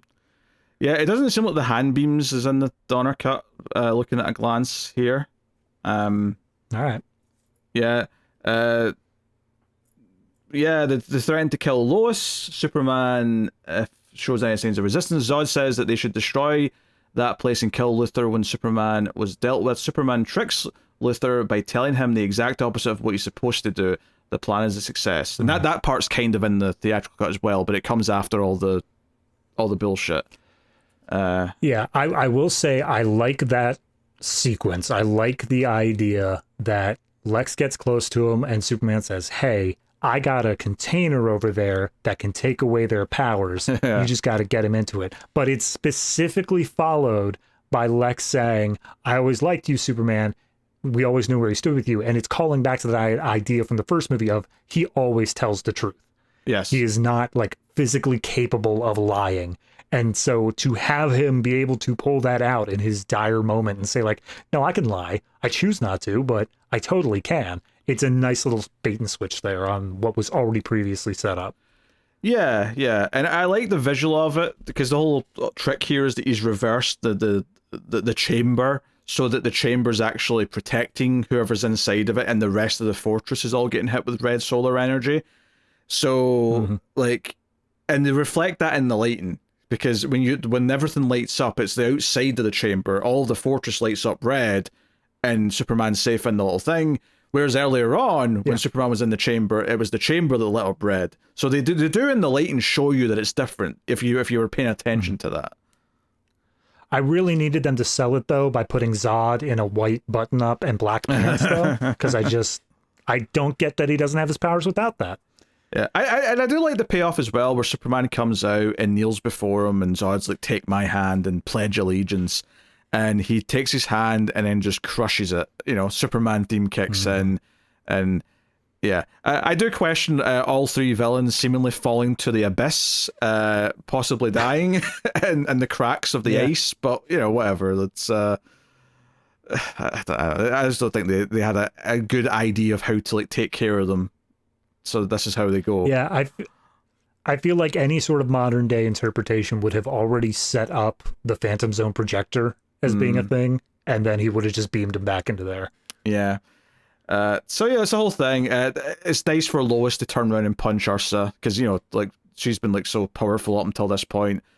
Plus Lois did try and punch her in Daily Planet and immediately hurt her hand, obviously. So that's a nice little payoff for her. And then Lex immediately is like, hey, I was with you all the time, Superman. Like, how about we take this as a chance to you know, start fresh, you know, start anew. And of course Superman's like, no, too late for that, Luthor. Yeah, you're going back to prison. So I didn't even get the implication that he was going back to prison. It seemed to me like he was just going to leave him at the fortress and just be like, screw you, you're up here in the North Pole. Actually, it's something we never talked about earlier, because we kind of glossed over it and just mentioned that they had sex, but how did you feel about the bed in the Fortress of Solitude? Did you like how this was designed? In terms of actually sleeping on and like seeming comfortable, no, it seems suffocating and I hate the idea of it. In terms of it being a vaguely alien bed, yeah, it's fine. It's whatever. It's not. Look, there's so much more worse things with that entire sequence. The bed was the least of my concerns. Okay, just it popped into my head. Yeah, he flies her back. I actually did quite like the aerial shots of the flying here, and same as earlier on. I think it's when just before they go to the White House, there's a shot of the three villains flying, and it's like the camera's like speeding over like lakes or whatever it is, but it just looks so good because it's going so fast, and I'm like, oh, this is a really good plate that they shot for this. Yeah. But it drops off Lois, and she's kind of upset, and it kind of feels, she's like, hey, I won't tell anyone who you are, I'll keep the secret, and I'm like, yeah, of course you will, like, whatever. Yeah, well, but half the conversation is her saying like, oh, I guess I'll never see you again. It's like, why? Why would you? What are you talking about here? Or sorry, it's I'll never be able to fly with you again, and it's never explained as to why that would be the case. Yeah, but in fact, he even responds to that and says, I'll take you anywhere, like anytime. But when he drops her off, it's like, oh, I won't tell anyone who you are, and I guess this is kind of goodbye. And she's kind of upset. He flies off, and then next day comes into the Daily Planet. Well, I mean, I don't know if it's actually the next day, but like it seems like it. Yeah. He comes in, and she's upset, and she's kind of like, having trouble looking at him. And she basically starts talking about how hard this is and how painful it is that she can't like be with him when he's not Superman. And all I'm thinking is like, but why can't Lois and Clark just be a couple to the public?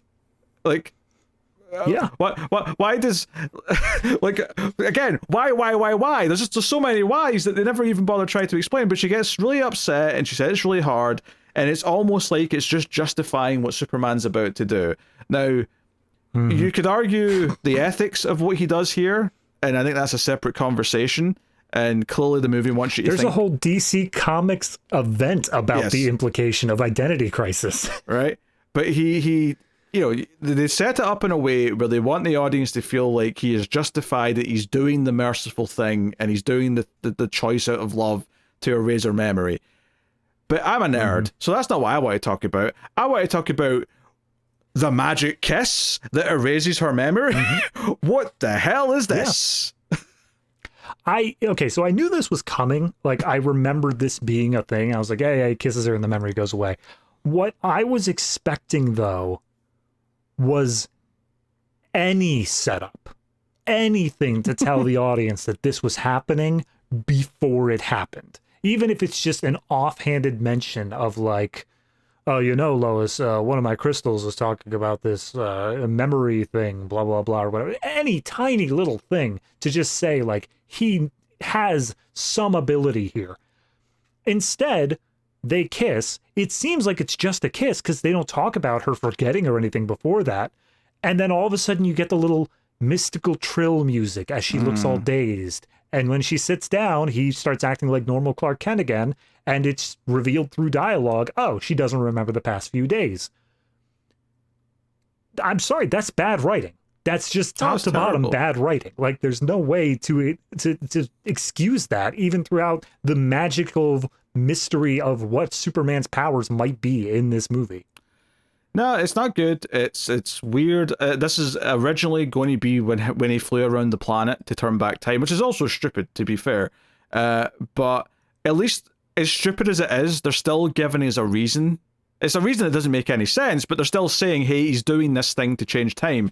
And the one thing I remember about the Donner cut, the one thing that's like different about it, that they didn't use in the first movie, is that they show a couple of things of like what some of the other characters are doing when he's turning back time. And the one thing I remember is Perry White's about to brush his teeth, and the toothpaste is going back in the tube. That's the one thing I remember that's there in the Donner cut. All right. I mean, that is quite literally a sign of something that can't be undone. You can't put the toothpaste back in the tube. So I suppose that's a good indication to show that he is reversing time. All right. Now that you tell me that, though, like, I actually like that as an ending to this movie more than I liked it for the first one. Like, that makes more sense to put at the end of the second one, because magical memory kiss does not make sense here. Yeah, but the turning the world back the way that he does it doesn't make sense either. It's just not as bad as the magical kiss.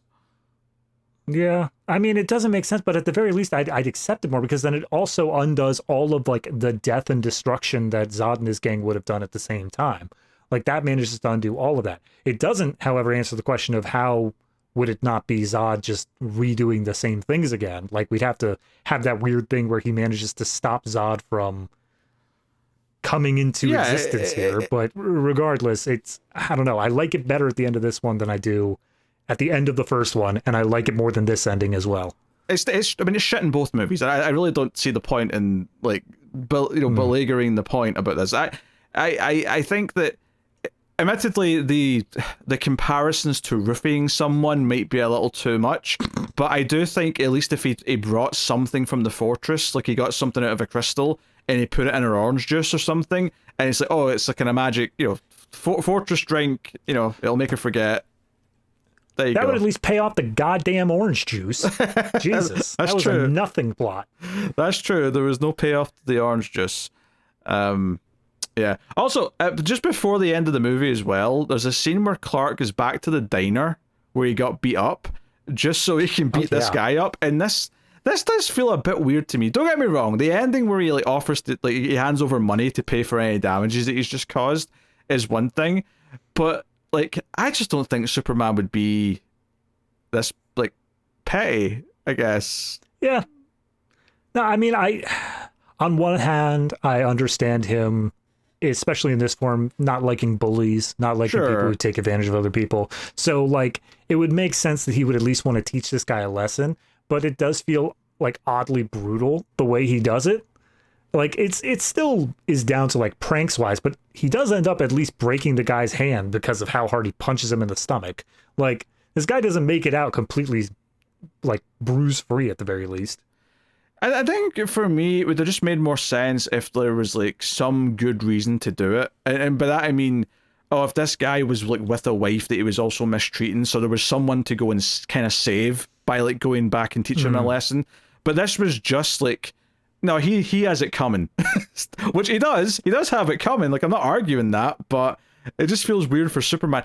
There's so many other superheroes that I would say it's really in character for them to go back and teach this guy a lesson, and it would work, and it would feel yeah, of course, I don't know, Hal Jordan, Green Lantern would go back and beat this guy up. Absolutely, he would, 100%.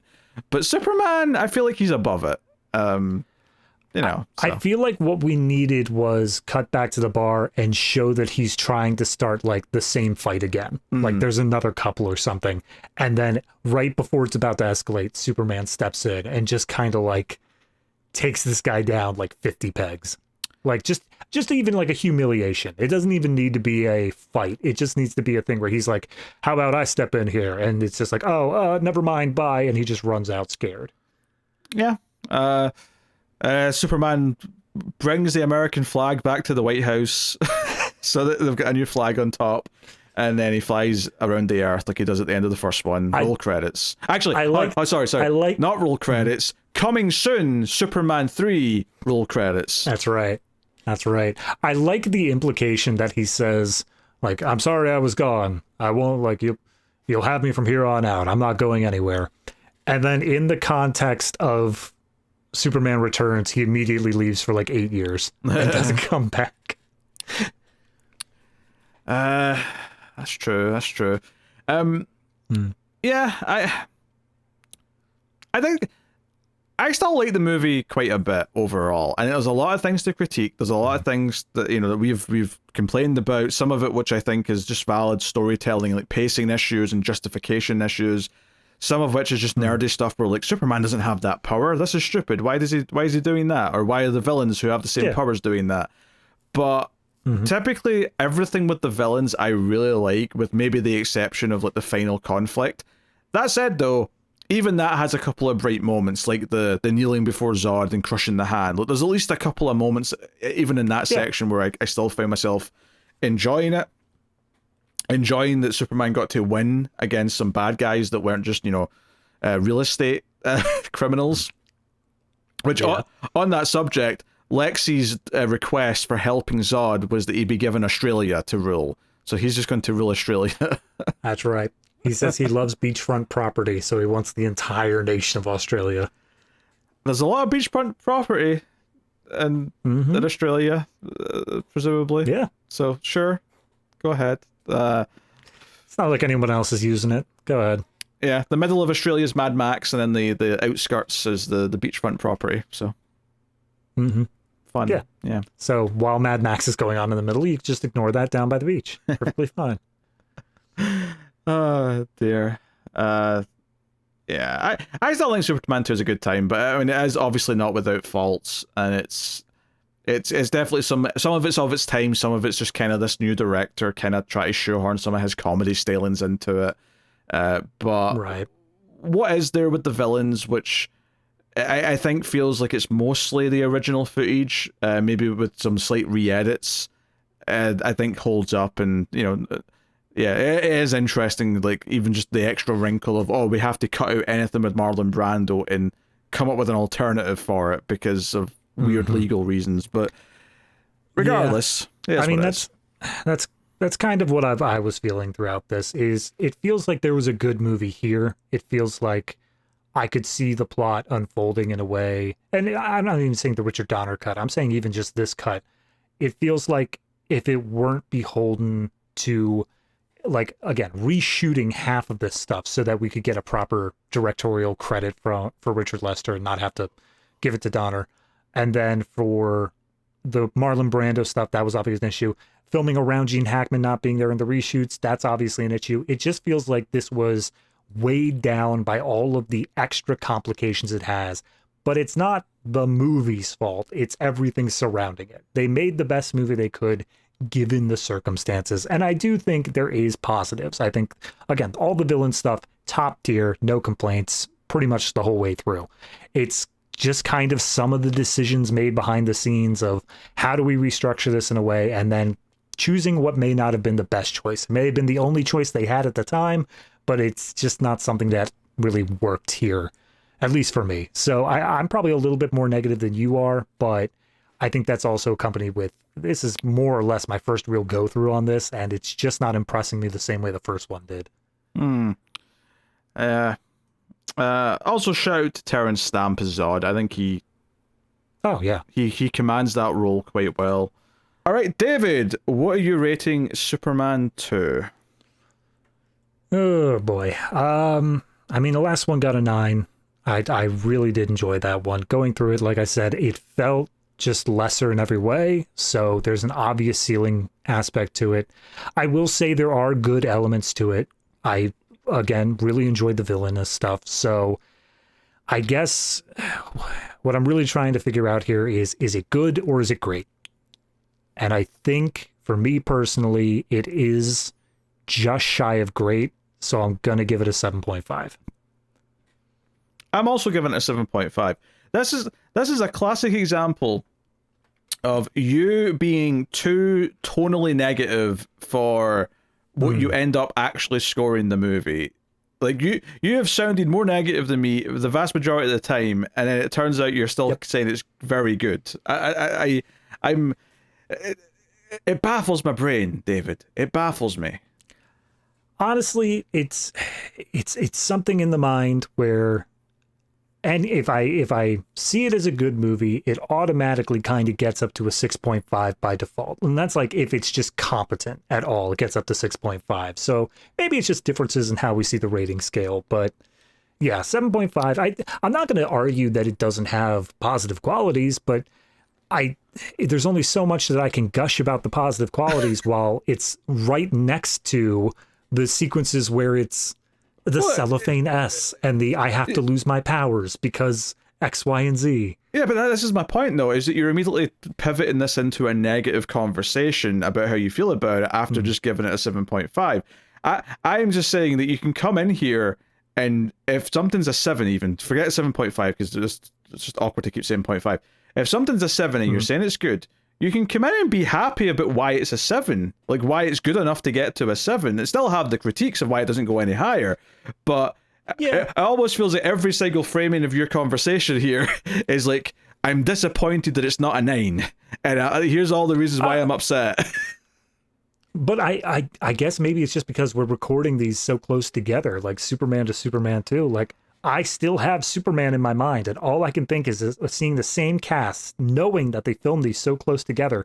I don't see why we couldn't have gotten there, especially when I think the bones are there. Like, all of Zod being better, my biggest complaint with the first one was the villain stuff. So the fact that that is the thing they finally fixed, but then everything else is not there now, it does upset me. All right. I try to come in with some positivity. I'm usually accused of being the negative one, and I feel like I have been a ray of sunshine. Yeah, absolutely. On this, and I frankly. expect that to carry over as we go into 3 and 4. I probably will be, because I have a lot of nostalgia for 3, despite the fact that it's obviously a very, very, very flawed movie. But before we move on, does this make the cut? It's probably cutting it close, I would say. That's probably where I was landing too. Yeah, it's close to making the cut, but it's just shy. It's just not making it. It's a cutting it close. Yeah. No, Superman 3 I've got a lot of nostalgia for, because I watched it a lot as a kid. Same with 4 as well, to be fair. 4 is definitely thoroughly into the so bad it's funny kind of camp, though.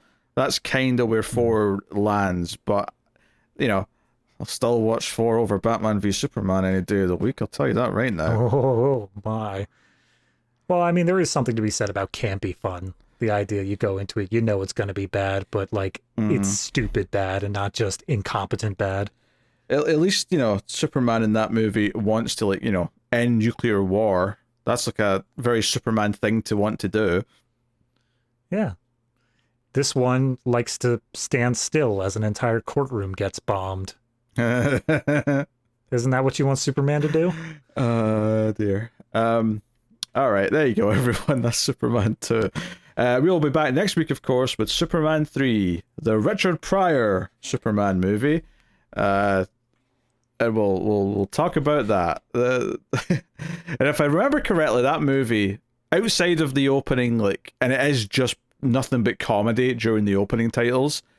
That movie opens with Richard Pryor trying to get his unemployment check at the whatever the Americans call it, the unemployment office, I guess. I don't know. Yeah, probably. Yeah, we call it the dole. A choice. But yeah, whatever.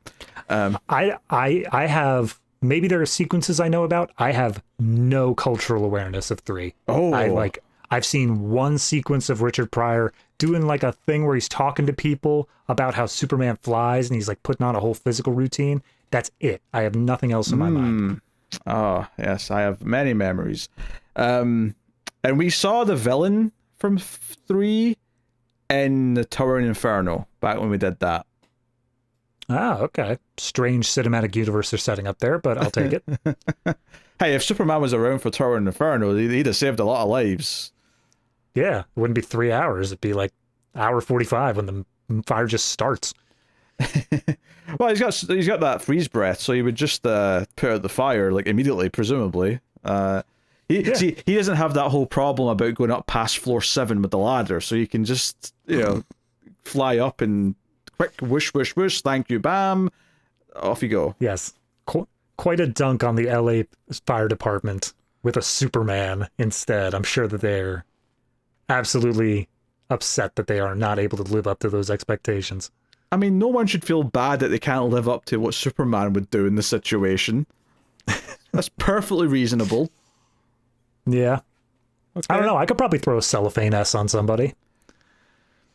Like, whatever weird kinky shit you're into, keep it out of my show. Thank you very much. I guarantee you that I could kiss you hard enough you'd want to forget about it. I mean, it doesn't matter how hard you kiss. I'm going to want to forget about it. Exactly.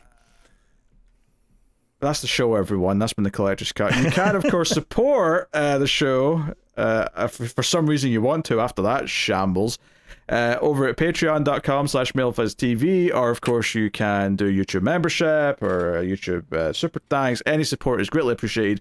But Patreon and YouTube members get access to bonus shows we make every month, such as Extra Reels, where we review some of the worst movies ever made. Coming up this month on Extra Reels, we're doing a Superman-related movie called Steel, starring Shaquille O'Neal. And it rhymes when I say it that way. I think that should have dropped today. Was that a today thing? It may have been a today thing. Yeah, I think so. So, yes, that's this month's episode. But there's a whole back catalogue now on Patreon or via YouTube membership, so you can check out those. There's also a Criterion Cut, where we review movies from the Criterion Collection, which is very much the opposite of Extra Reels. So check out those, plus whatever other bonuses. One of the things we're doing now is, like, we do all the extra rating segments of, like, rating video, sound, all that is a little bonus thing that goes out on Patreon. So if you want to still get that for all the movie episodes, You can still do it that way. Which, you know, we didn't take that out because we wanted to make something exclusive. We took that out because these run times were ballooning, and it was a way to save 10, 15 minutes on a typical episode. What? No. So... We've only been sitting here for an hour and a half, I think. Let me check the... Oh, dear God. Never mind. Thank you for joining us, everyone. This has been our discussion of Superman 2. We'll see you next time. Keep watching movies, and if you can get it, it's always nice to have diplomatic immunity.